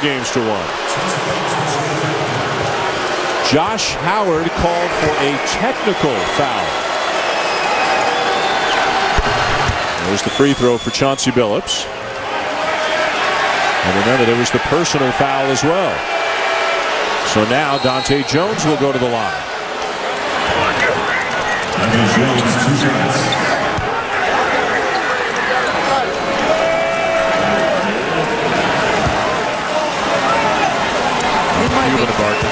might be twittering about that or tweeting, whatever it is. Let's take a look and see if we can see what caused the technical foul. There's Josh Howard kind of batting the ball off the court. Cost him a point. One of those focus on sportsmanship issues right there. Meanwhile, Eric Dampier and Josh Howard both remain in the game with 4 fouls apiece, less than 2 minutes into the second half. I think you got to go with them, Dan. I mean, you're fighting for your life. You go down here, this series is over. Dampier got it. Meanwhile, if you're Denver, if Josh Howard is the guy on Carmelo Anthony. Oh, go right at him. That's what you'd expect the Nuggets to do. Right now, that is not the matchup. Josh Howard's on Dante Jones. Antoine Wright is on Carmelo Anthony. I'd still go to Carmelo. Let Antoine take a shot at him. Chauncey Billups for 3. Yes. Or go to Mr. Big Shot. He's not quite as hot as Eddie House has been, but his percentage is pretty good. The guy who, after he got resettled back in Denver, remember he's a Denver guy, played at the University of Colorado after the trade from Detroit. And there's a foul on Billups, who was off to the races, and Dirk Nowitzki still down. Number 3 on Billups, but the bigger issue is the well-being of Dirk Nowitzki. This is the second time today he's come up favoring that left leg. Well, Chauncey sees him with his back, and he doesn't anticipate the spin, and there's a lot of contact. You wonder, did he get him with his knee? Yeah, oh yeah, they collided. Knee to knee, that hurts. Shot clock down to 6. Antoine Wright splits the double team, and he draws the foul. And Carmelo Anthony is grimacing now. The right arm appears to be bothering Carmelo. Holding that right wrist, now reaching up for the elbow. And it's Anthony called for the foul.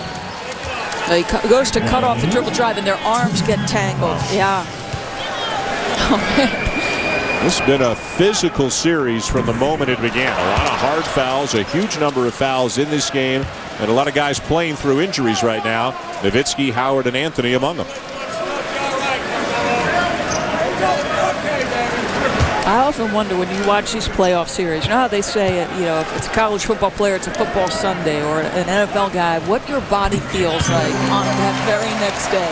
Sometimes you watch playoff series and you just wonder how these guys are feeling. After the preseason, 82 regular season games, now into the second round of playoffs. Billups uses the screen by Nene and knocks down another jumper. It's a long 2, and Denver is out to a 6-point lead. That's their largest lead of the game. Looking to put a stranglehold on this series. Knocked away. Denver's got it.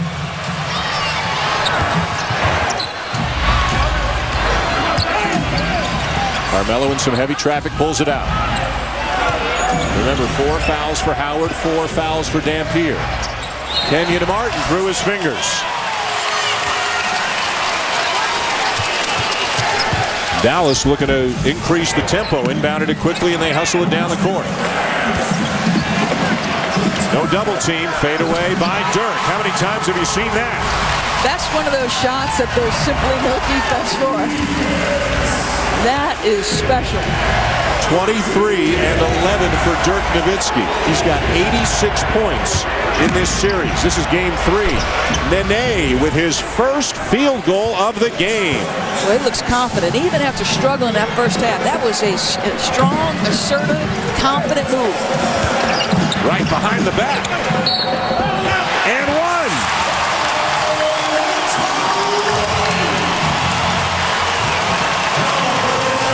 You got to bring it, and you better bring it quickly. How about this move?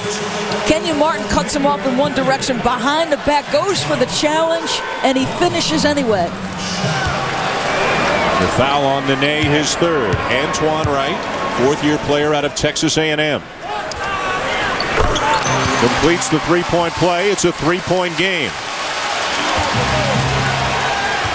Not only is Denver up 2-0 in this series, they won all 4 regular season meetings between these two teams. So they have beaten Dallas 6 times already this year. Although 3 of the 4 regular season games were by 3 points or fewer. Both playoff wins double digits. Offensive foul, Carmelo Anthony. The fans trying to get back in it here.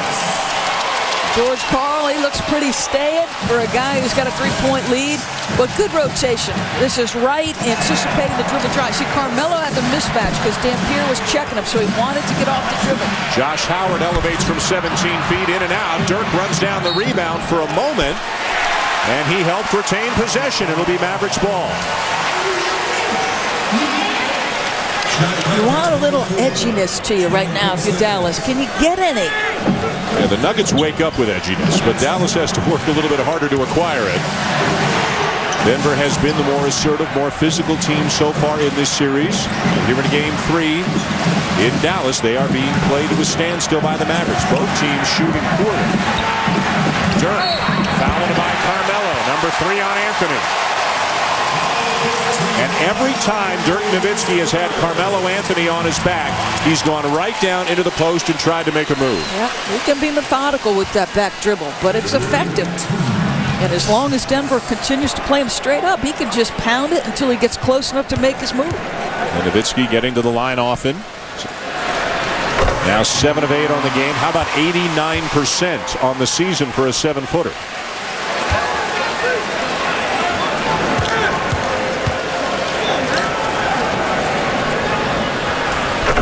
Man, that's smooth. That is just picture perfect. They continue to get the scoring from Dirk. As Nancy said, where else can you get some from Josh Howard and Jason Terry?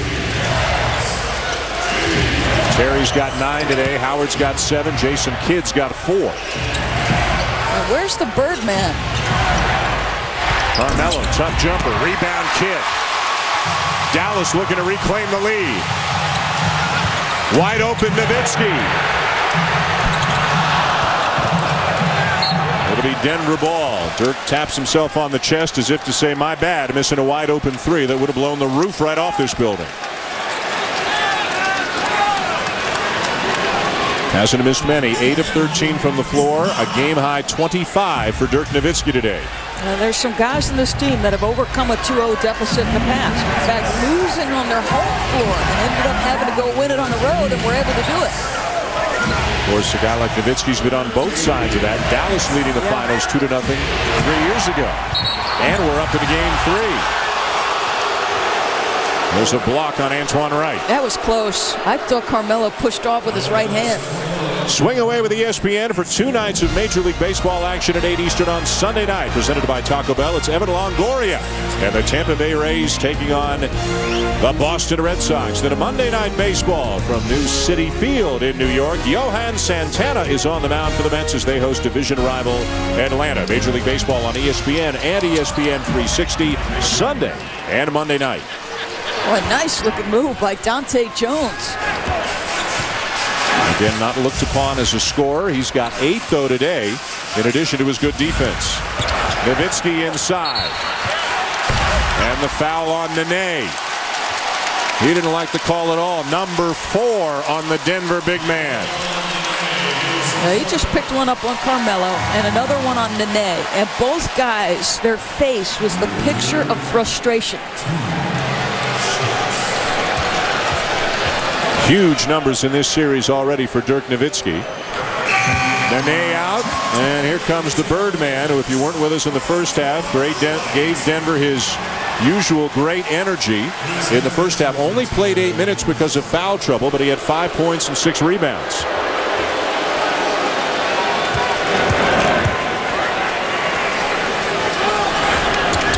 Dirk knocks them both down.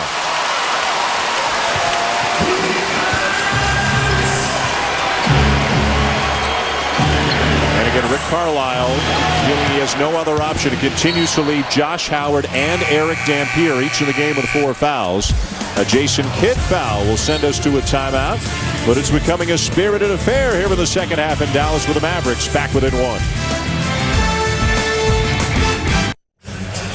1-point lead Denver midway through the third here with the American Airlines Center in Dallas. Time now to take a look at our GMC game track. But Dirk Nowitzki is tearing up whatever defender is on him. Carmelo Anthony, I'll go ahead and spin off you as you try to take away that high side of me. Go right to the rack and right to the rim. 27 points. Carmelo's got 19 of his own. has worked for every single one of them, a lot of them coming from the free throw line. And then the Birdman. Oh, yeah. 10 offensive rebounds, second chance points differential remains solid for the Nuggets, 13-4. Jason Kidd and the Mavericks, though, have shown some signs of life here in the third quarter. Dirk Nowitzki continues to play some great basketball, 27 and 11. Those are some sweet like shoes. Those, huh? Yes, those are sweet. These are Jordan brand. This is not a dull. This is not a dull group, these Denver Nuggets. No, that's for sure. Carmelo's got style, though. Jason Terry into the game and out for Dallas. Dampier's gone to the bench, but Howard remains in the game. How about that big-time move? And again, the strength once he gets to the rim by Chauncey Billups. Howard playing with 4 fouls. The kick to Kidd. Extra pass to Nowitzki. Another pass. Brandon Bass fouled on the dunk attempt and down.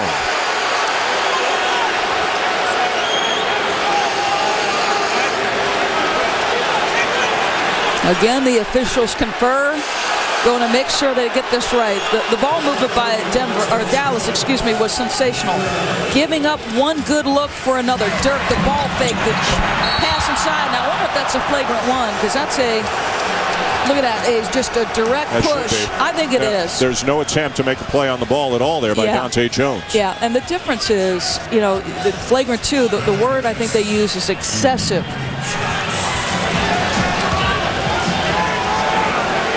It looks like they have just called it a personal foul, not a flagrant foul on Dante Jones. A flagrant 1 is 2 in the ball. A flagrant 2 in the ball, and you're out of the game. And depending on how many flagrant fouls you accumulate during the playoffs, you could be subject to a suspension. A flagrant 1 counts for 1 point against you. A flagrant 2 for 2 points against you. And once you exceed 3 points in the postseason, you're looking at a suspension. And that easily could have been, and probably should have been, a flagrant 1 on Dante Jones. Jason Kidd was having an extended conversation with Bennett Salvatore after the play. I've got to believe it was about that particular one. J.R. Smith will come in now, and it'll be Dante Jones sitting down. J.R. Smith smiling as he gets booed on his way in. There you go. It's an automatic suspension after you've exceeded the 3 points. Chauncey and Kenyon both with 1 already. Kenyon $25,000 lighter, too, after the foul on Dirk. 41 fouls already in this game. 22 committed by the Nuggets, 19 by the Mavericks. Carmelo Anthony over Jason Kidd. Tough jumper. I thought he was going to pull the trigger on the first one. Instead, he went with the up fake, made it a more difficult shot. Josh Howard into the chest of Chauncey Billups, and he draws the foul. Then number 4 on Chauncey Billups. Man, this thing has come to a grind because of all these fouls.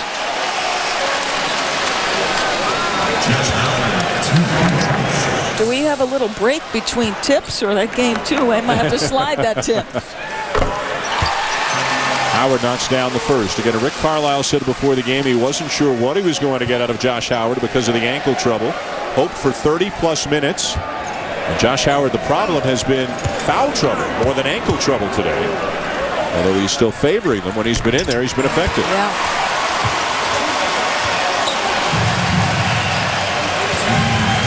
Remember, it's been Denver's ability to close quarters in the first 2 quarters of this game, and then the spurt to start the 4th. Start of the 4th quarter in game 2 on a 16-2 run. Billups will get it to go, and will have the opportunity for a 3-point play.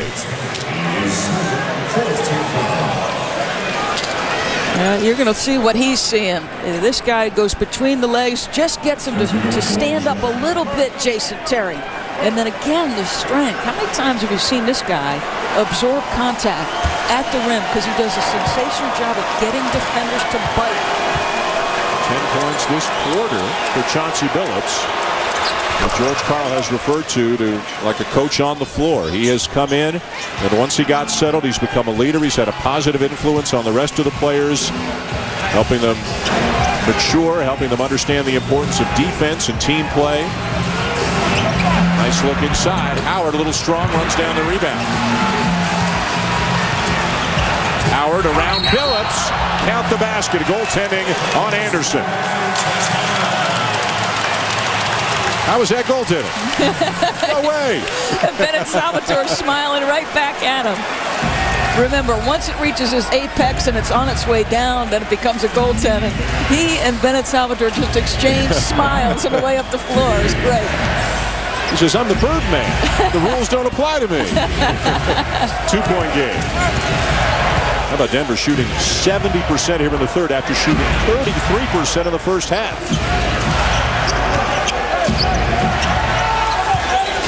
Carmelo over Brandon Bass. And Anderson over the back. Loose ball foul.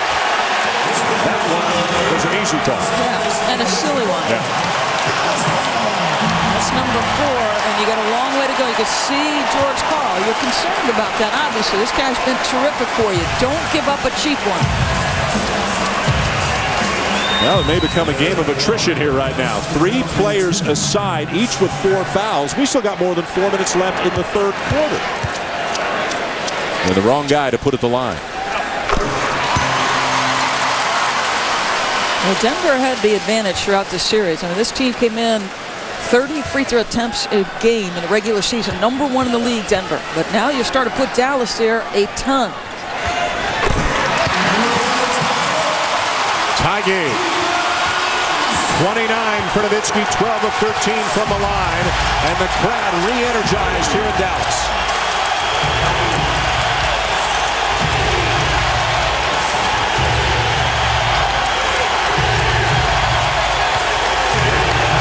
Good defensive stand so far by the Mavericks. J.R. Smith with a pull-up.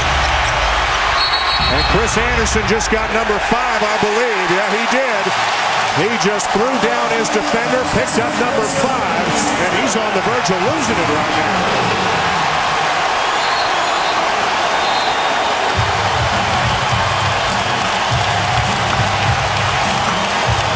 Terrific job by Kenyon Martin to get in the teammate's space and get him away from the official. Your greatest strength can be your greatest weakness, and emotion and energy is one of his strengths, but don't let it get away from you here. Let's take a look. Well, this is why, Dan, the first silly one over the back was important for Anderson.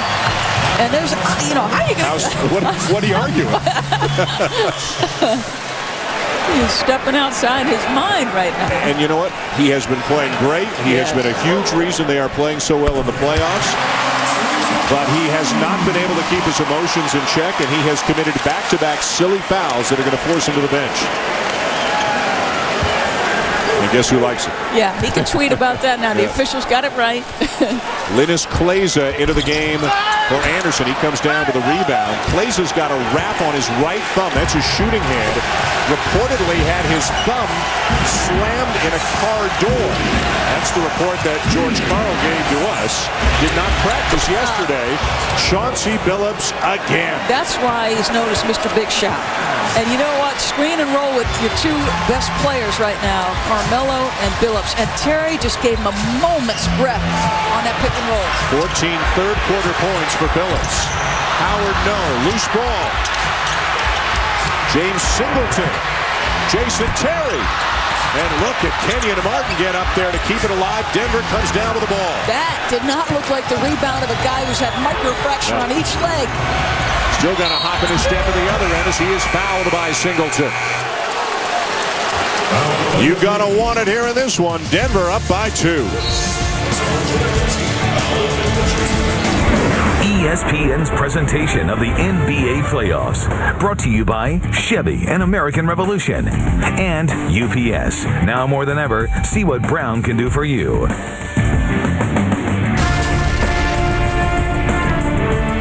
Dallas, it is close.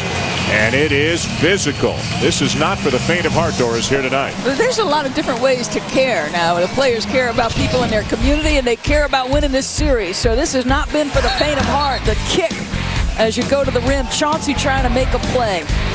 And then this one, this is a scary one, because Carmelo, you wonder, you could break your arm in that circumstance, but you better come with it and be prepared. And this one, ironically, was the one Birdman was objecting to the foul call. I don't know how, but there's bodies flying, people are competing, and it is a very special time of year in the NBA. Chris Anderson frustrated. He's got 5 fouls. He's on the bench. Dirk Nowitzki's on the bench right now for Dallas, not because of foul trouble, just getting a breather. And Kenyon Martin is at the line for Denver. Now Kenyon Martin not afraid to mix it up. This is back at game 1. A foul there and then a flagrant foul there. Originally called a technical and changed to a flagrant one as Kmart knocked down Dirk Nowitzki. 9th-year player of the University of Cincinnati, first overall pick, former collegiate national player of the year. And he himself will say, maybe I don't jump as high as I used to, but I'll tell you what, that rebound down there, I mean, that was pretty impressive stuff. Even with 2 surgically repaired knees, he can still get way up there. Brandon Bass wide open from 17. He can be an effective scorer at times off the Dallas bench, and he's in there just to give Dirk Nowitzki a break probably until the end of the quarter.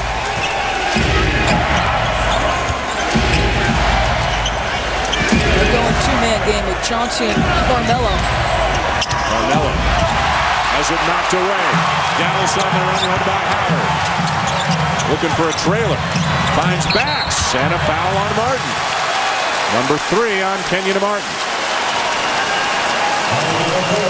Denver, Doris, has committed 13 fouls in the 3rd quarter. Yeah, I mean, remember, they put the Mavs into the penalty at the 8:02 mark. And from that point, they were 11-12 from the free throw line. So there's no mystery of how Dallas was scoring their points here in the 3rd period. There are 6 players in this game with at least 4 fouls. The Birdman, Chris Anderson, has 5 for Denver. Chauncey Billups and Nene each with 4 for Dallas. Josh Howard, Eric Dampier, and Antoine Wright with 4. And give Josh Howard some credit. He has played virtually the entire 3rd quarter with 4 fouls. Give Rick Carlisle some credit. He knows he has to roll the dice down 2-0 in the series. Yeah, now when you get into the bonus set early, you're obviously going to change the way you play. Everything's going to be a drive and try to get some free throw opportunities.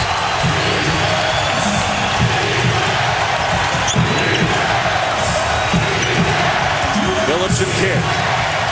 And a foul on Jason Kidd. He tried as long as he could and as hard as he could to stay down, and he just came up a little, and Chauncey Billups took advantage. Well, this guy's the master. I'm not sure there's a lead guard who does this any better. That ability to get people around the rim, up off their feet. Huge 3rd quarter for Mr. Big Shot. Has not missed a shot from the field or the line. But in addition to Denver, came back in the 1st week of the season, just changed the whole atmosphere and look of the team. The Nuggets getting into the 2nd round for the first time since 1994. And of course, Billups has scaled the highest of mountains in the NBA. Of the Pistons championship team back in 2004, NBA Finals MVP. Said it hurt, man. You give so much to an organization. It is a business, but there's no question he left his 2 closest friends. He's so close with Rip Hamilton and Tayshaun Prince. That's not an easy thing.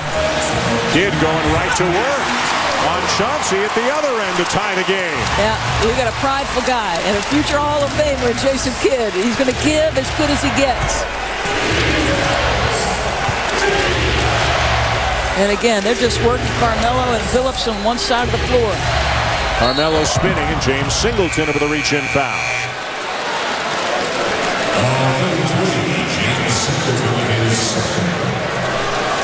Well, if you're Jason Kidd, watch what he does with his left hand. Let's just use this and get right around. That is good stuff. He's played in the league a little bit. And Jason Kidd obviously well aware Chauncey Billups has 4 fouls, and Chauncey might have to give a little ground defensively.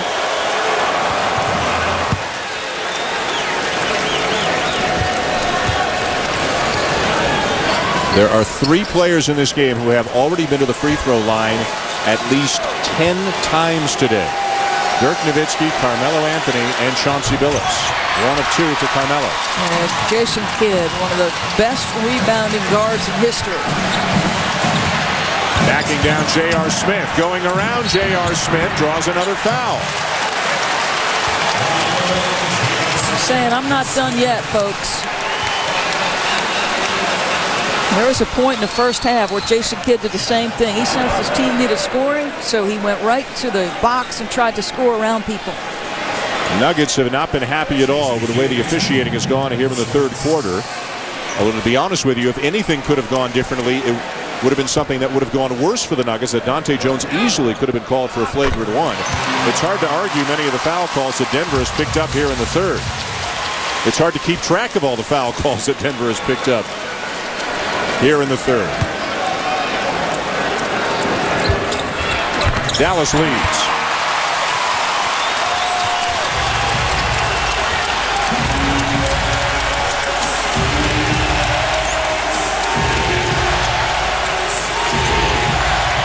Smith behind the back, through a double team.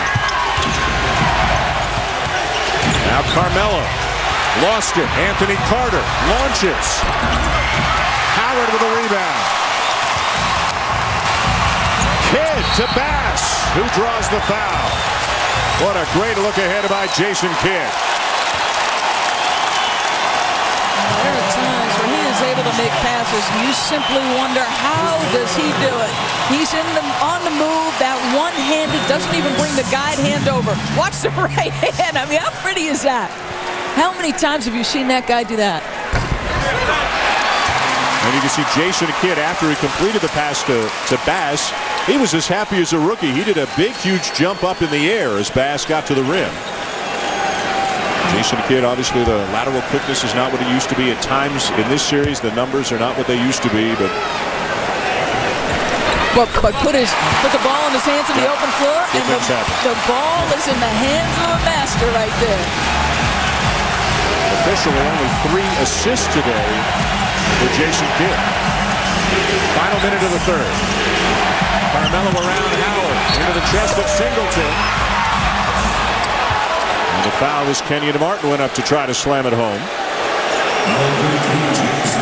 Jason Kidd and Kenyon Martin barking at one another in a very friendly fashion, yeah? Just exchanging some friendly words. That's gone on for a couple minutes. Former teammates, right? New Jersey. Foul was on Singleton, his third. It was on the drive, so Carmelo Anthony back to the line.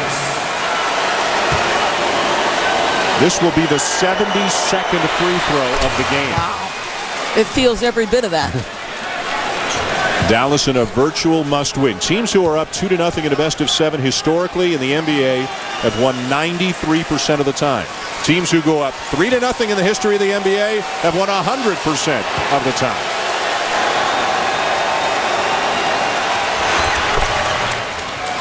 Game 4 Monday night, right back in this building.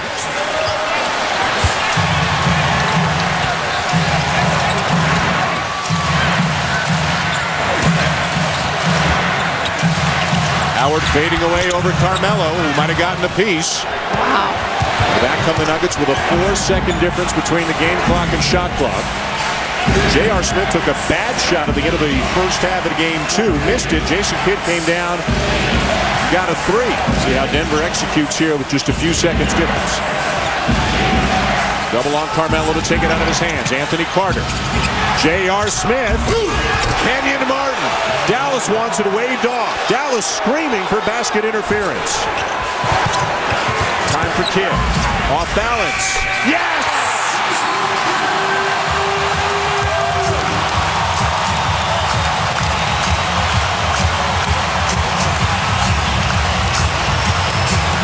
Jason Kidd is not going to go down without a fight.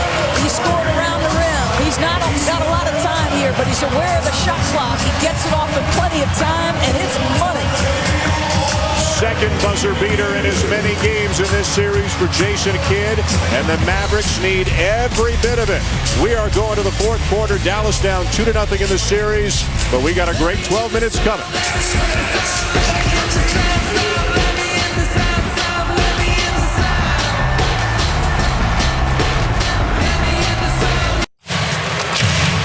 1 point lead, Dallas going to the fourth. Let's go courtside now for some Burger King late game coaching adjustments. Our Nancy Lieberman is with Dallas coach Rick Carlisle. Welcome back to Dallas. Rick Carlisle, you told me at halftime second chance points for Denver was a problem. They have not scored in the third period. What was the difference for the team? Well, we're active, and we're making it more part of our consciousness. Obviously, I mean they're athletic. They come over your back. We've got to check out. Then we've got to pursue the ball. Fourth quarters in this series has been a problem for you. What's going to be the difference today? Well, we're going to play better, and we're going to quit turning it over. And we got our crowd, so, hey, we're in a good position. We just got to finish it. Okay, thank you. Dan. Well, Nancy, Doris, finishing it has not been something that Dallas has done well at all in this series. In fact, they have gotten run out of the gym in the first two games in Denver. Is that altitude? Because the Nuggets are used to it. One of the Dallas players said it's not altitude, it's attitude. Now, Dallas is playing with a little more attitude here today, and they're trying to match the physical play of the Nuggets. Well, and those runs were a product of what Rick's last thought was to Nancy. Untimely turnovers to start the fourth period. How does Dallas handle it here? Dirk Nowitzki back into the game for Dallas. Josh Howard remains in the game, played the entire third quarter after picking up his fourth foul in the first minute. Has to lay off Carmelo a little bit, who hits the tough turnaround. Silky smooth. I mean, those are shots similar to Dirk's where there simply is no defending that. I mean, that's just terrific offense beating good defense. Jason Kidd to the bench for the Mavericks. J.J. Barea in at the point right now. Howard, left hand, blocked. Okay, that's twice now in the last couple minutes where Carmelo Anthony has flat out guarded somebody. I mean, just made it impossible to score. Look at this effort. And Nancy talked about it before the game. Part of that was his experience with USA basketball. And you think Kobe Bryant's approach had an impact on the likes of LeBron and Carmelo? You bet it did. Nene crossing over on Brandon Bass. The cut by Anthony Carter, who gets the bounce. Just solid, steady minutes in the backcourt this series for Anthony Carter. So they guard, and they're incredibly unselfish. Two descriptors you wouldn't have put on the Denver Nuggets a year ago. And two of the big reasons why they've gotten out of the first round for the first time in 15 years. Terry gets it back. Howard baseline. Leaner, no. Rebound Carter. Nuggets pushing. J.R. Smith. And the rebound to Terry. Boy, they dodged a bullet. They did. That is J.R. Smith in his danger zone. And watching the Nuggets come up the court, they were moving a whole lot quicker than the Mavericks were getting back the court. Back down the court on D that time. Howard into the chest of Nene. Saved by Barea. Fresh 24. So when do you come back with Kidd and Billups? Jason Terry. Nice move. One substitution will trigger the other, because when either Billups or Kidd goes back in, got to believe the other one's coming back. Jason Terry on the season averaged better than 19 points per game as the NBA Sixth Man of the Year. The numbers have been down in the playoffs. He's got 11 in 27 minutes today. Howard comes up with a steal. Too casual. Much too casual if you're Carmelo. Good position by Bax. And a foul on Nene, number 5.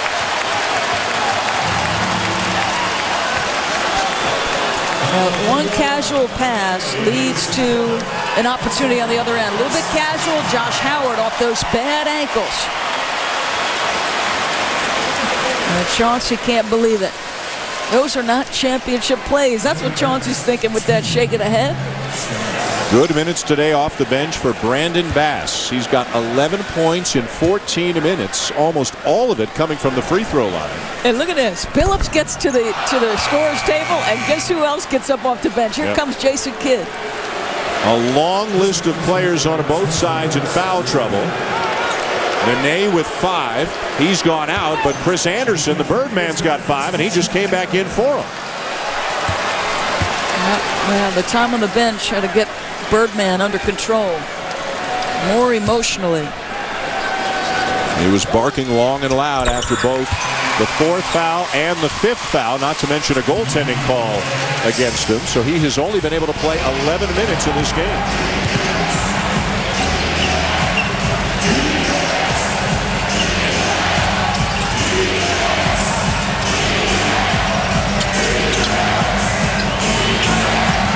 Carter. Anderson. That's one he'll want back.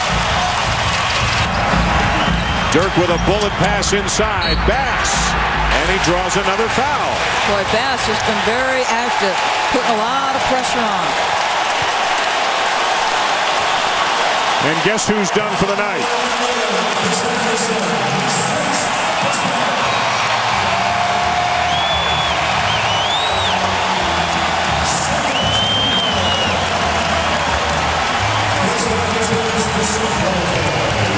go back to that over-the-back foul he committed. He had absolutely no shot at a rebound. And simply, shoves the Dallas player, and that's one you can't waste. So now with Anderson out and Nene on the bench with foul trouble, Denver's got to go smaller. Look at Dirk. Brandon Bass has given you really good minutes. There's the foul.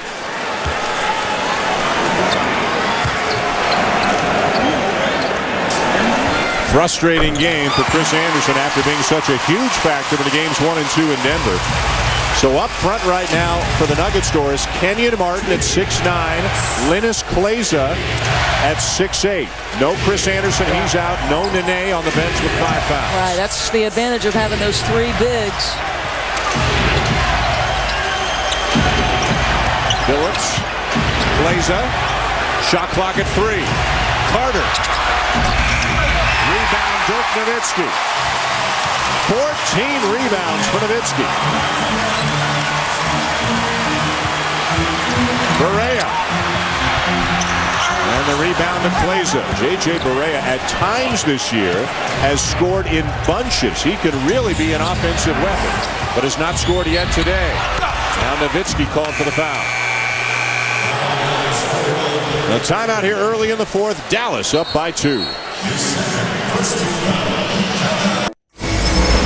Mark Jones back in the studio with your SportsCenter Right Now update. Hall of Fame basketball coach Chuck Daly passing away earlier today, the result of a battle with pancreatic cancer. Daly won 2 NBA titles with the Pistons and Olympic gold medal with the Dream Team back in 1992.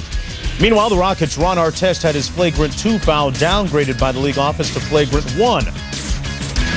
And coming up on ABC exclusively in just a few moments, 8 o'clock, LeBron James and the Cleveland Cavaliers in Game 3 against the Atlanta Hawks.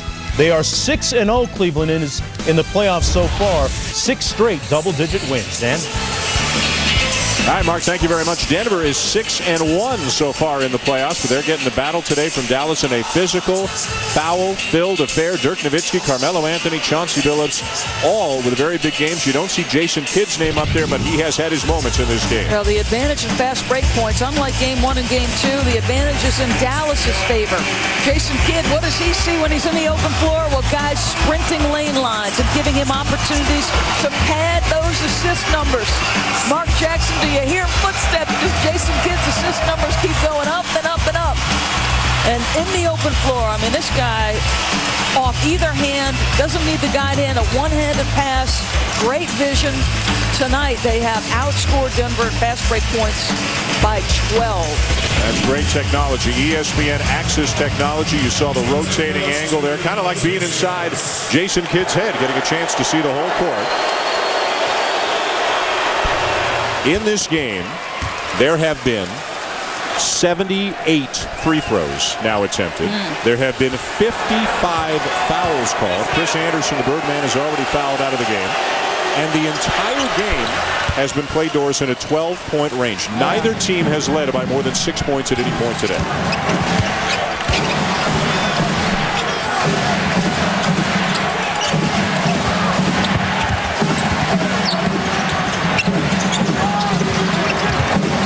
Switch, now Nowitzki, defended by Carter, the kick to Kidd, the 3, yes! See, now again, because Denver's switching those screens and there's an inevitable mismatch, Kenyon was thinking about giving a little bit of help because he knew his teammate might need it. And the one thing you don't want to do is give Jason Kidd uncontested three-point looks. Yeah, for a guy who doesn't have the reputation of being a good shooter, he shot 41% from beyond the arc this year. Kenyon Martin kept it alive. Chauncey Billups will answer with a 3.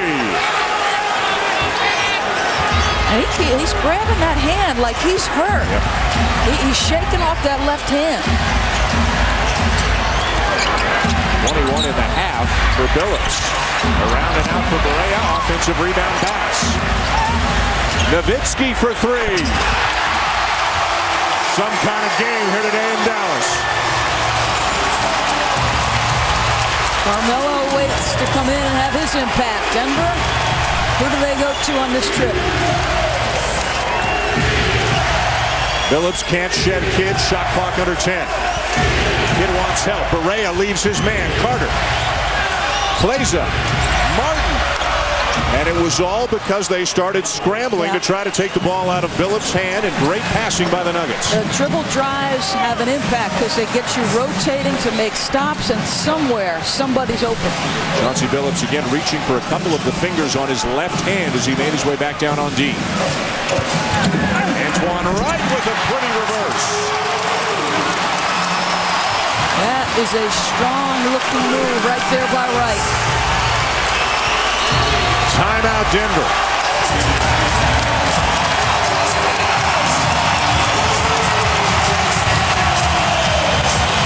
Dirk Nowitzki making shots all game long. Ball moves. This was off an offensive rebound. Best time to shoot a three. People are not back contesting. Then unselfishness by the Denver Nuggets. Kmart. Big shot. ESPN's presentation of the NBA playoffs, brought to you by Taco Bell, think outside the bun, and Taken on Blu-ray and DVD Tuesday.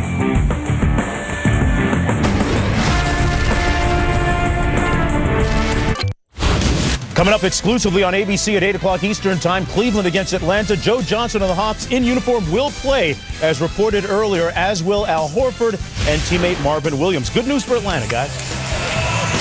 Well, Atlanta heading into that game the same way that Dallas headed into this game, down 2 games to none. Here's Denver coach George Karl talking D. Defense is going to win, gentlemen. It's all with defense. Defense on 3. 1, 2, 3. Let's make the adjustment and win the game. That's the only thing that counts. Keep your focus. Let's go.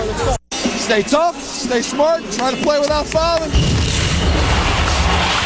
That's been a big problem for the Denver Nuggets. They have had a lot of foul trouble. Some absolutely great performances. Dirk Nowitzki, 32 points, 14 rebounds. Chauncey Billups with a monster second half for the Nuggets. Chris Anderson has fouled out of the game for the Nuggets. And the bench, which has been a story at times in this series, today it favors Dallas. Look at that, outscoring the Denver bench by better than a 2-1 margin.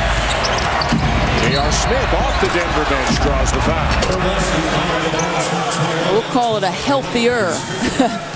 Josh Howard has been huge.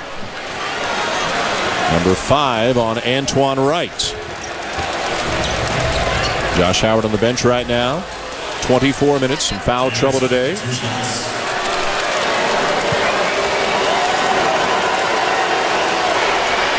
ABC is your destination for the NBA playoffs tonight. At the top of the hour at 8 o'clock Eastern, Game 3 as LeBron and the Cavs take on the Atlanta Hawks. The Cavs have 2 games tonight. Tomorrow, Kobe Bryant and the Lakers taking on Yao Ming, health permitting, and the Rockets in Game 4. Coverage begins at 3 Eastern with the GMC NBA Countdown. That last part of that wire said play defense without fouling, and we talked about their turnovers. Dallas has not had a turnover in 15 minutes. Huge. After 20 turnovers really cost them Game 1. They cut it down to 11 in Game 2. Another Denver foul.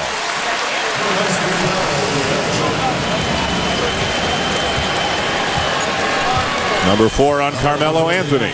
Jason Terry's just a moment's hesitation off that dribble drive that got that initial defender reacting. You see Carter got beat, and then the help comes over, but a little bit late. The physical play continues. In the fourth quarter, often Jason Terry's time. Gets a ton of fourth quarter minutes.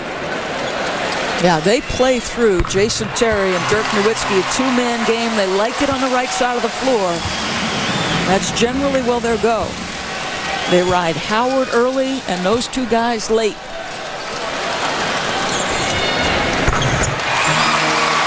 Two big free throws for Terry, who's now got 13. Yeah, you know, Denver's run a lot of 2-man game with Carmelo and with Chauncey. Now they'll do it with Kmart. Nowitzki on Carmelo. The kick to Carter. Billups steps inside and scoops it up and in. He continues to shred the Dallas defense.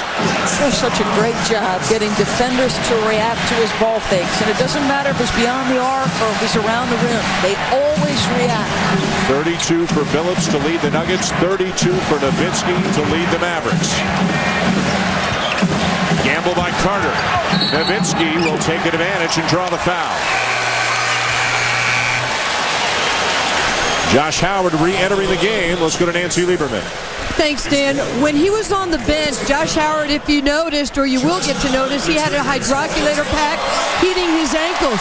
I spoke to the assistant Mavs trainer, Cash Birdwell, and he said it makes him feel better. It increases the blood flow so his ankles don't stiffen up. That's one of the most important things, especially as he re-enters the game. Dan? All right, Nancy, thank you. Again, Howard missed about 30 games this year with a left ankle injury, and then he rolled his right ankle earlier in this series, played only 6 minutes in game 2. The left one will require surgery at the end of the season. The right one is the one that's actually more painful for him right now. But he has played 24 minutes. He's got 11 points and 6 rebounds today for the Mavericks.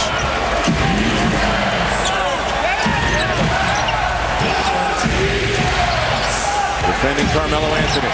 The pull-up by Anthony, around and out, a rebound Dallas. Carmelo's gotten his points, but he has had to work for it today.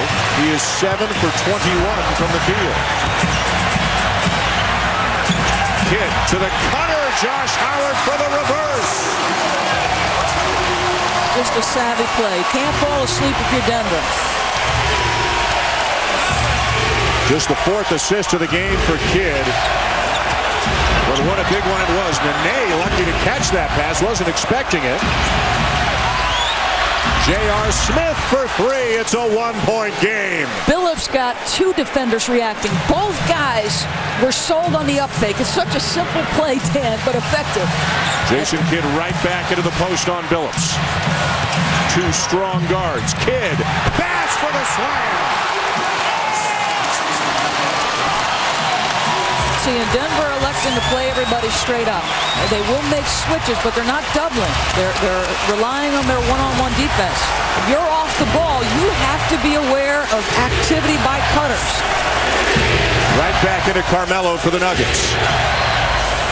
Chauncey again. Nene keeps it alive, but Dallas has it. And Bass wanted the over the back. And when Nancy interviewed for Carlisle, he very subtly said, hey, we're going to come over the back. This looks familiar. Yes. 3rd time in a row. This time it's the fadeaway by Kidd. Look at Bass keep it alive. What a hustle play. He has been the unsung hero tonight for Dallas. Howard. And reaching in, Billups knocks it away.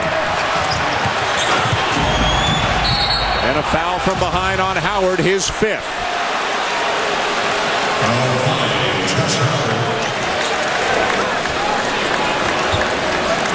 Major foul problems throughout the game for both teams. Chris Anderson is out. Nene's got 5. Antoine Wright, and as of this moment, now Josh Howard with 5 for Dallas. Not in the bonus, so you're not putting that 91% free throw shooter on the line with that foul.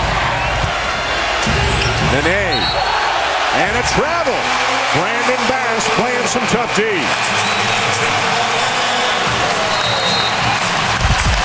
The Mavericks down 2-0, scratching and clawing, trying to get back into this series. Rico with you in Atlanta. Sellout crowd settling in at Billups Arena, where the Hawks were very good this year, 31-10. They're going to have to be terrific tonight to handle this guy. LeBron James and the Cavs undefeated in the playoffs. See you over on ABC at the top of the hour. Back to Dan and Doris in Dallas.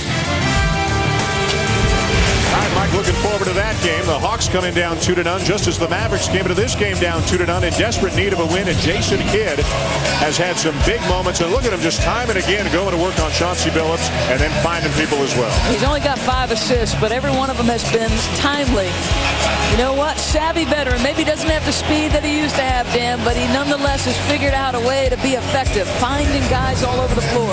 Well, back in the day when we were all a bit younger than we are today, Jason Kidd was at the very outset of what has turned into unquestionably a Hall of Fame career. A little more speed, a little more hops, and you could already see the skills that would set him apart from most every other point guard. He's 3rd in the league in triple doubles this year from the lead guard position, and it doesn't matter if it's Chauncey or any other defender.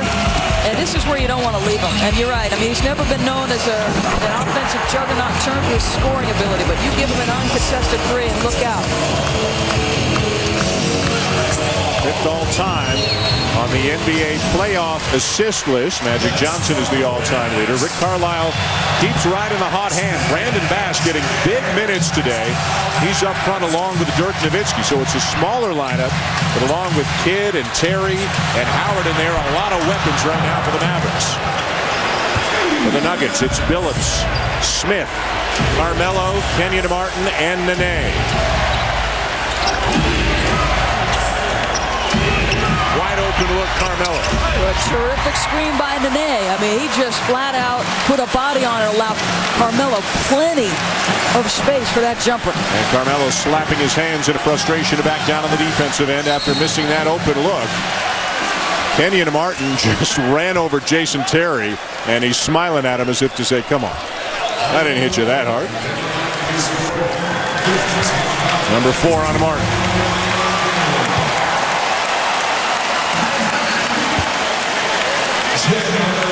And the Jet heads to the line. Chris Anderson has already fouled out of this game for the Nuggets.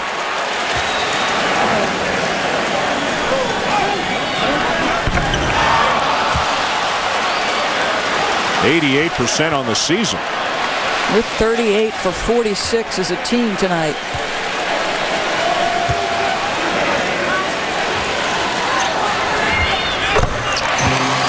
Four-point game, 2:12 to go. Billups with 32 for Denver.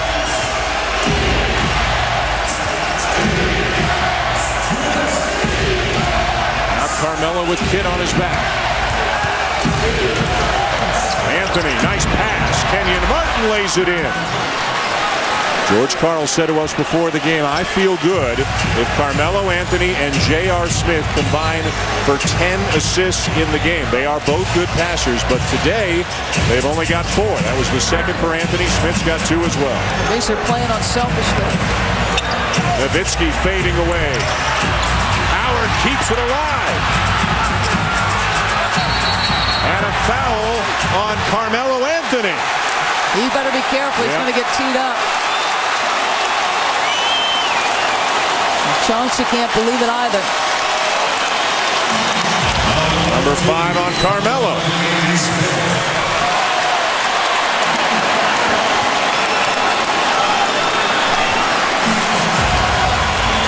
Well, some big numbers in this game. It started off as a very low-scoring game, but all the free throws have really piled up the numbers. Dirk Nowitzki with 33. He's now got 96 points in 3 games in this series. And Chauncey Billups is so fired up, he keeps throwing his fists, and he was having a long conversation with Bennett Salvatore, and Bennett Salvatore has really given him a lot of ear, but he's telling him now, hey, Chauncey, back off. And we'll send George Karl down to further down that coaching box. 1 and 2 for Howard, 10 minutes away on ABC Game 3 between Cleveland and Atlanta. A minute 28 to go in the 4th here in Dallas. The Mavericks with a 3-point lead. We'll step aside momentarily. Dallas clinging to the lead.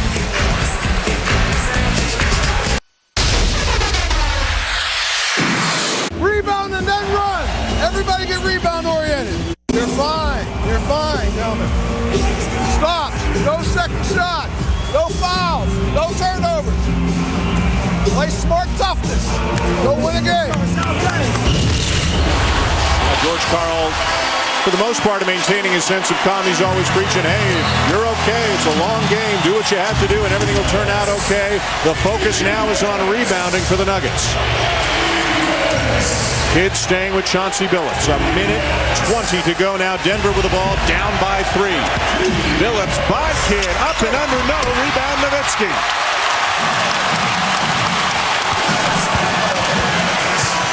How about Dirk Nowitzki with 33 points and 16 rebounds? Defended by Kenyon Martin. The jumper. Too strong. Denver ball as we go into the final minute here in Dallas. They'll be pretty efficient with the score here. Nene with a size advantage on Bass. Tries to spin around him. What a move by the big man. How many guys his size could make that move? And Rick Carlisle uses a timeout, and I am sure, as they always do in these situations, it's usually the Jet, Jason Terry, and Dirk Nowitzki. But Denver needed a score. Chauncey Billups goes to Nene. How about the athleticism to complete under duress? And we got a one-point game.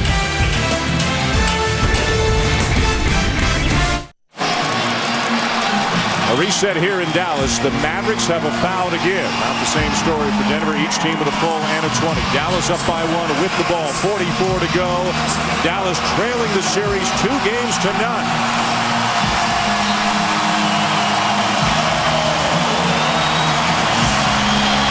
We got Kenyon checking Dirk. There they go, the 2-man with Terry and he on the right. Nowitzki driving on to Martin. Wide open is Jason Terry.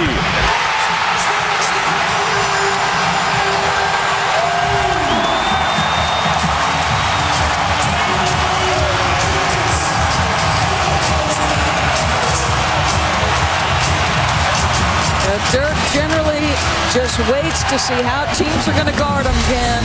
They go to this 2-man game on the right-hand side of the floor, and Dirk, unselfishly, the kick to Terry, money from the corner, and Dallas trying to get back in it.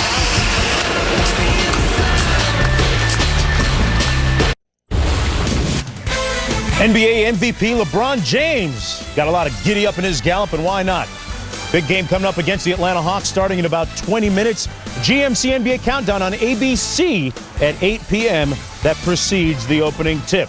LeBron and the Cavs trying to go up 3-0 on Atlanta. Dan, Doris? All right, Jonesy, thank you. Mike Tirico, Hubie Brown, Heather Cox. Have that game for you here in Dallas. Carmelo Anthony strong to the rim to make it a 2-point game. Still plenty of time. Got a 3-second differential here. George Karl says no fouls, yep. Play defense. Rick Carlisle is going to use a timeout. Now, will it be a 20 or a full? If they don't convert, Dallas, remember, they've got a foul to give. If Denver gets the ball back. Full timeout, Dallas. The Mavericks with the ball, 21 seconds to go, and a 4-second difference between the game clock and the shot clock, with a chance to make it a 2-possession game. There's no secret. I mean, down the stretch of games throughout the course of the year, after going Josh Howard in the first half, the opportunities boiled down to Jason Terry and Dirk Nowitzki on the right side of the floor. It was run effectively on the last play. You got to believe they're going right back in that direction. Dirk Nowitzki, who spent most of the week answering questions about his personal life and the distractions, his girlfriend or now ex-girlfriend perhaps, nobody really knows, arrested at his house, charged with a couple of things, still in jail. As we speak, and Dirk Nowitzki said, you know what, I just want to go play basketball. It'll be an escape for me from everything that's been going on, and he has not played like a guy who's been distracted here today. I think for most of these guys, the place you feel most confident and comfortable is between the lines playing basketball, and it certainly has been a sanctuary. We talked about a few things for Dallas to be successful. Better defense, they've done that. They've cut down their turnovers, only 10 in the ball game, Dan. They did give up some second chance opportunities, but Rick Carlisle addressed it at half. They've done a much better job here in the second half with all 3 areas. And let's see how they execute now on this possession. They'll likely use as much of the clock as they can. Jason Kidd, Jason Terry, Josh Howard, Brandon Bass, Dirk Nowitzki, the same 5 for Denver. Chauncey Billups, Anthony Carter has come into the game now for J.R. Smith. Carmelo Anthony, Kenyon Martin, and Nene.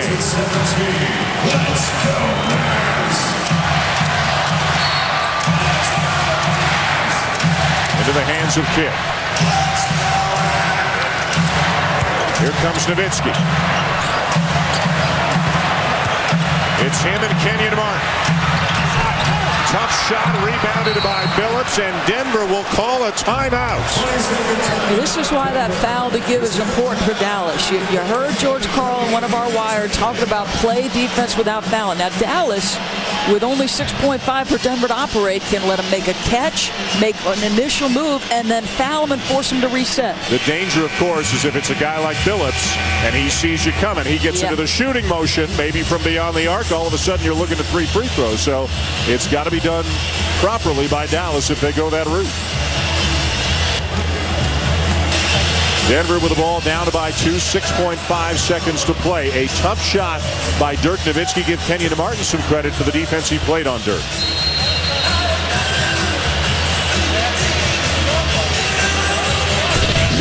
Denver came in on 2 games to none. Dirk Nowitzki with a monster day, 33 points, and let's not forget 16 rebounds as well. Chauncey Billups everywhere in the second half. 32 points tonight for the Nuggets. And fouling out early, Chris Anderson, the Birdman, unable to have as much of an impact here tonight as he did in the first 2 games in Denver. Kenyon Martin to inbound. J.R. Smith back into the game for the Nuggets. Carmelo defended by Antoine Wright. And there's the foul. They didn't call it, and Carmelo hits it. Carmelo hits it. He hit a 3. Wow, and it looks like Antoine is pleading his case. He wanted the foul call. He was definitely trying to foul. Rick Carlisle just said he fouled him. He fouled him before Carmelo tried to get the shot off. It was not called. Carmelo did not stop playing. He kept playing and hit an off-balance 3. So he absolutely got fouled. I mean, there was an obvious bump by Antoine Wright. There's a little mishandle initially. And once he loses that, you think they're in real trouble. But then it's a little bump. He thinks it's a foul. Carmelo keeps playing through the contact, and he drills it. See, that looks to me like that's an obvious intent to foul. He goes to plead his case. Rick Carlisle blew up. They're reviewing the play. I don't know if they're looking at whether it was a 2 or a 3. It was clearly a 3. We could see from the replay. But you've got to give Carmelo Anthony some credit too. Some guys would stop playing, but he did not stop, did not hear the whistle. Everybody else seemed to stop, and then Carmelo took the 3, and Denver improbably has a 1-point lead with a second to go.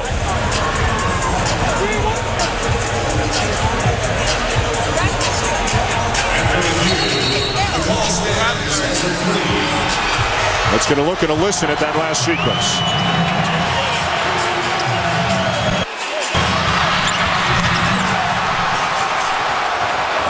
Antoine Wright saying, I fouled him. No call. Carmelo hits the 3. Dallas ball with a second to go. Jason Kidd will inbound it for the Mavericks. It's a catch and shot off the screen here.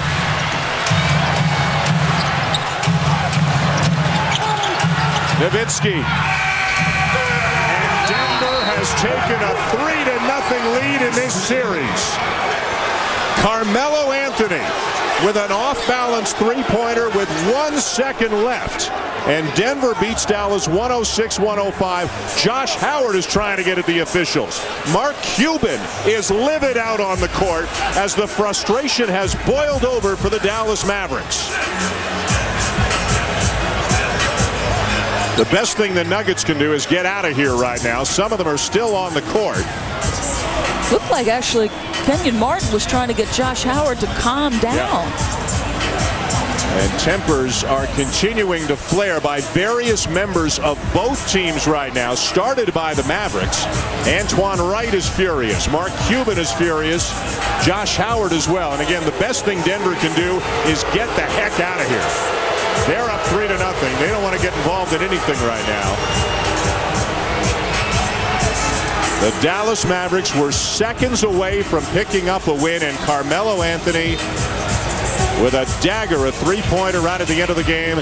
Denver wins by 1, 106-105. Nancy Lieberman is with Chauncey Billups. Thank you, Dan. Chauncey, obviously a lot of emotion at the end of a big game like this.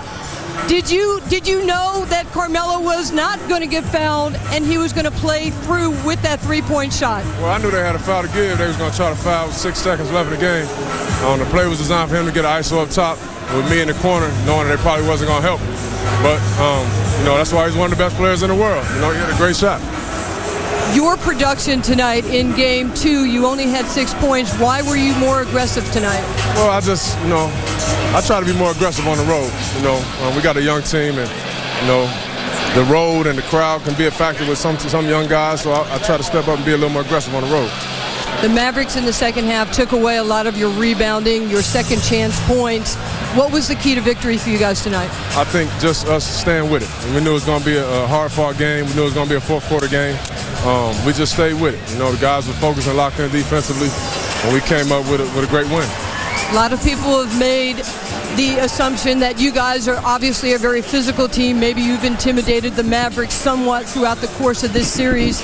What is the mentality in the locker room when you come out to play them?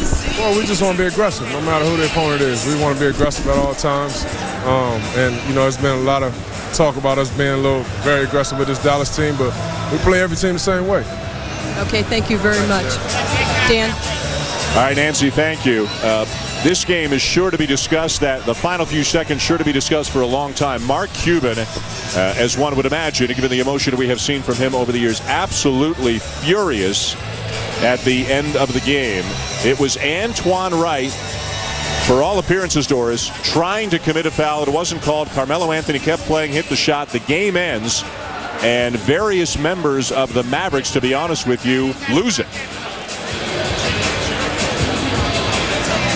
Josh Howard trying to get at the officials. Antoine Wright was very upset. Mark Cuban very upset.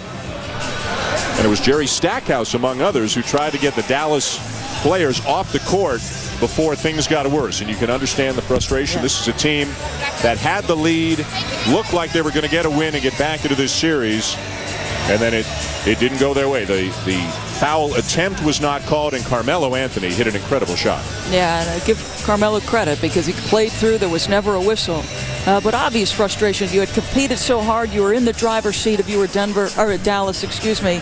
But once again, another fourth quarter closeout by the Nuggets. 4-zip to end that one, and a huge shot by Carmelo. What did you think of the foul attempt by Antoine Wright? Should it have been called a foul? I thought it absolutely was a foul. I mean, it appeared to me that he was making a play to try to get. I kept saying they had that one foul to give, and they wanted to let him get into their first move and then foul. And that looked like what Antoine Wright was doing.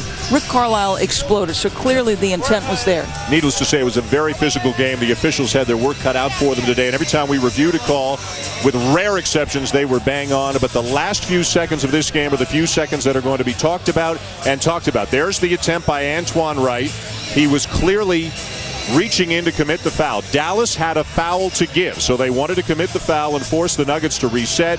Carmelo Anthony just kept on playing, hit the shot. Dallas couldn't get a good look with 1 second left, and now Denver has a 3-0 lead in the series. No team has ever come back from a 3-0 deficit to win a series in the NBA playoffs, so the Mavericks are really up against it. Yeah, they really are, and better effort. I thought they did three things better. They defended better, they rebounded better, they cut their turnovers down, they were in position.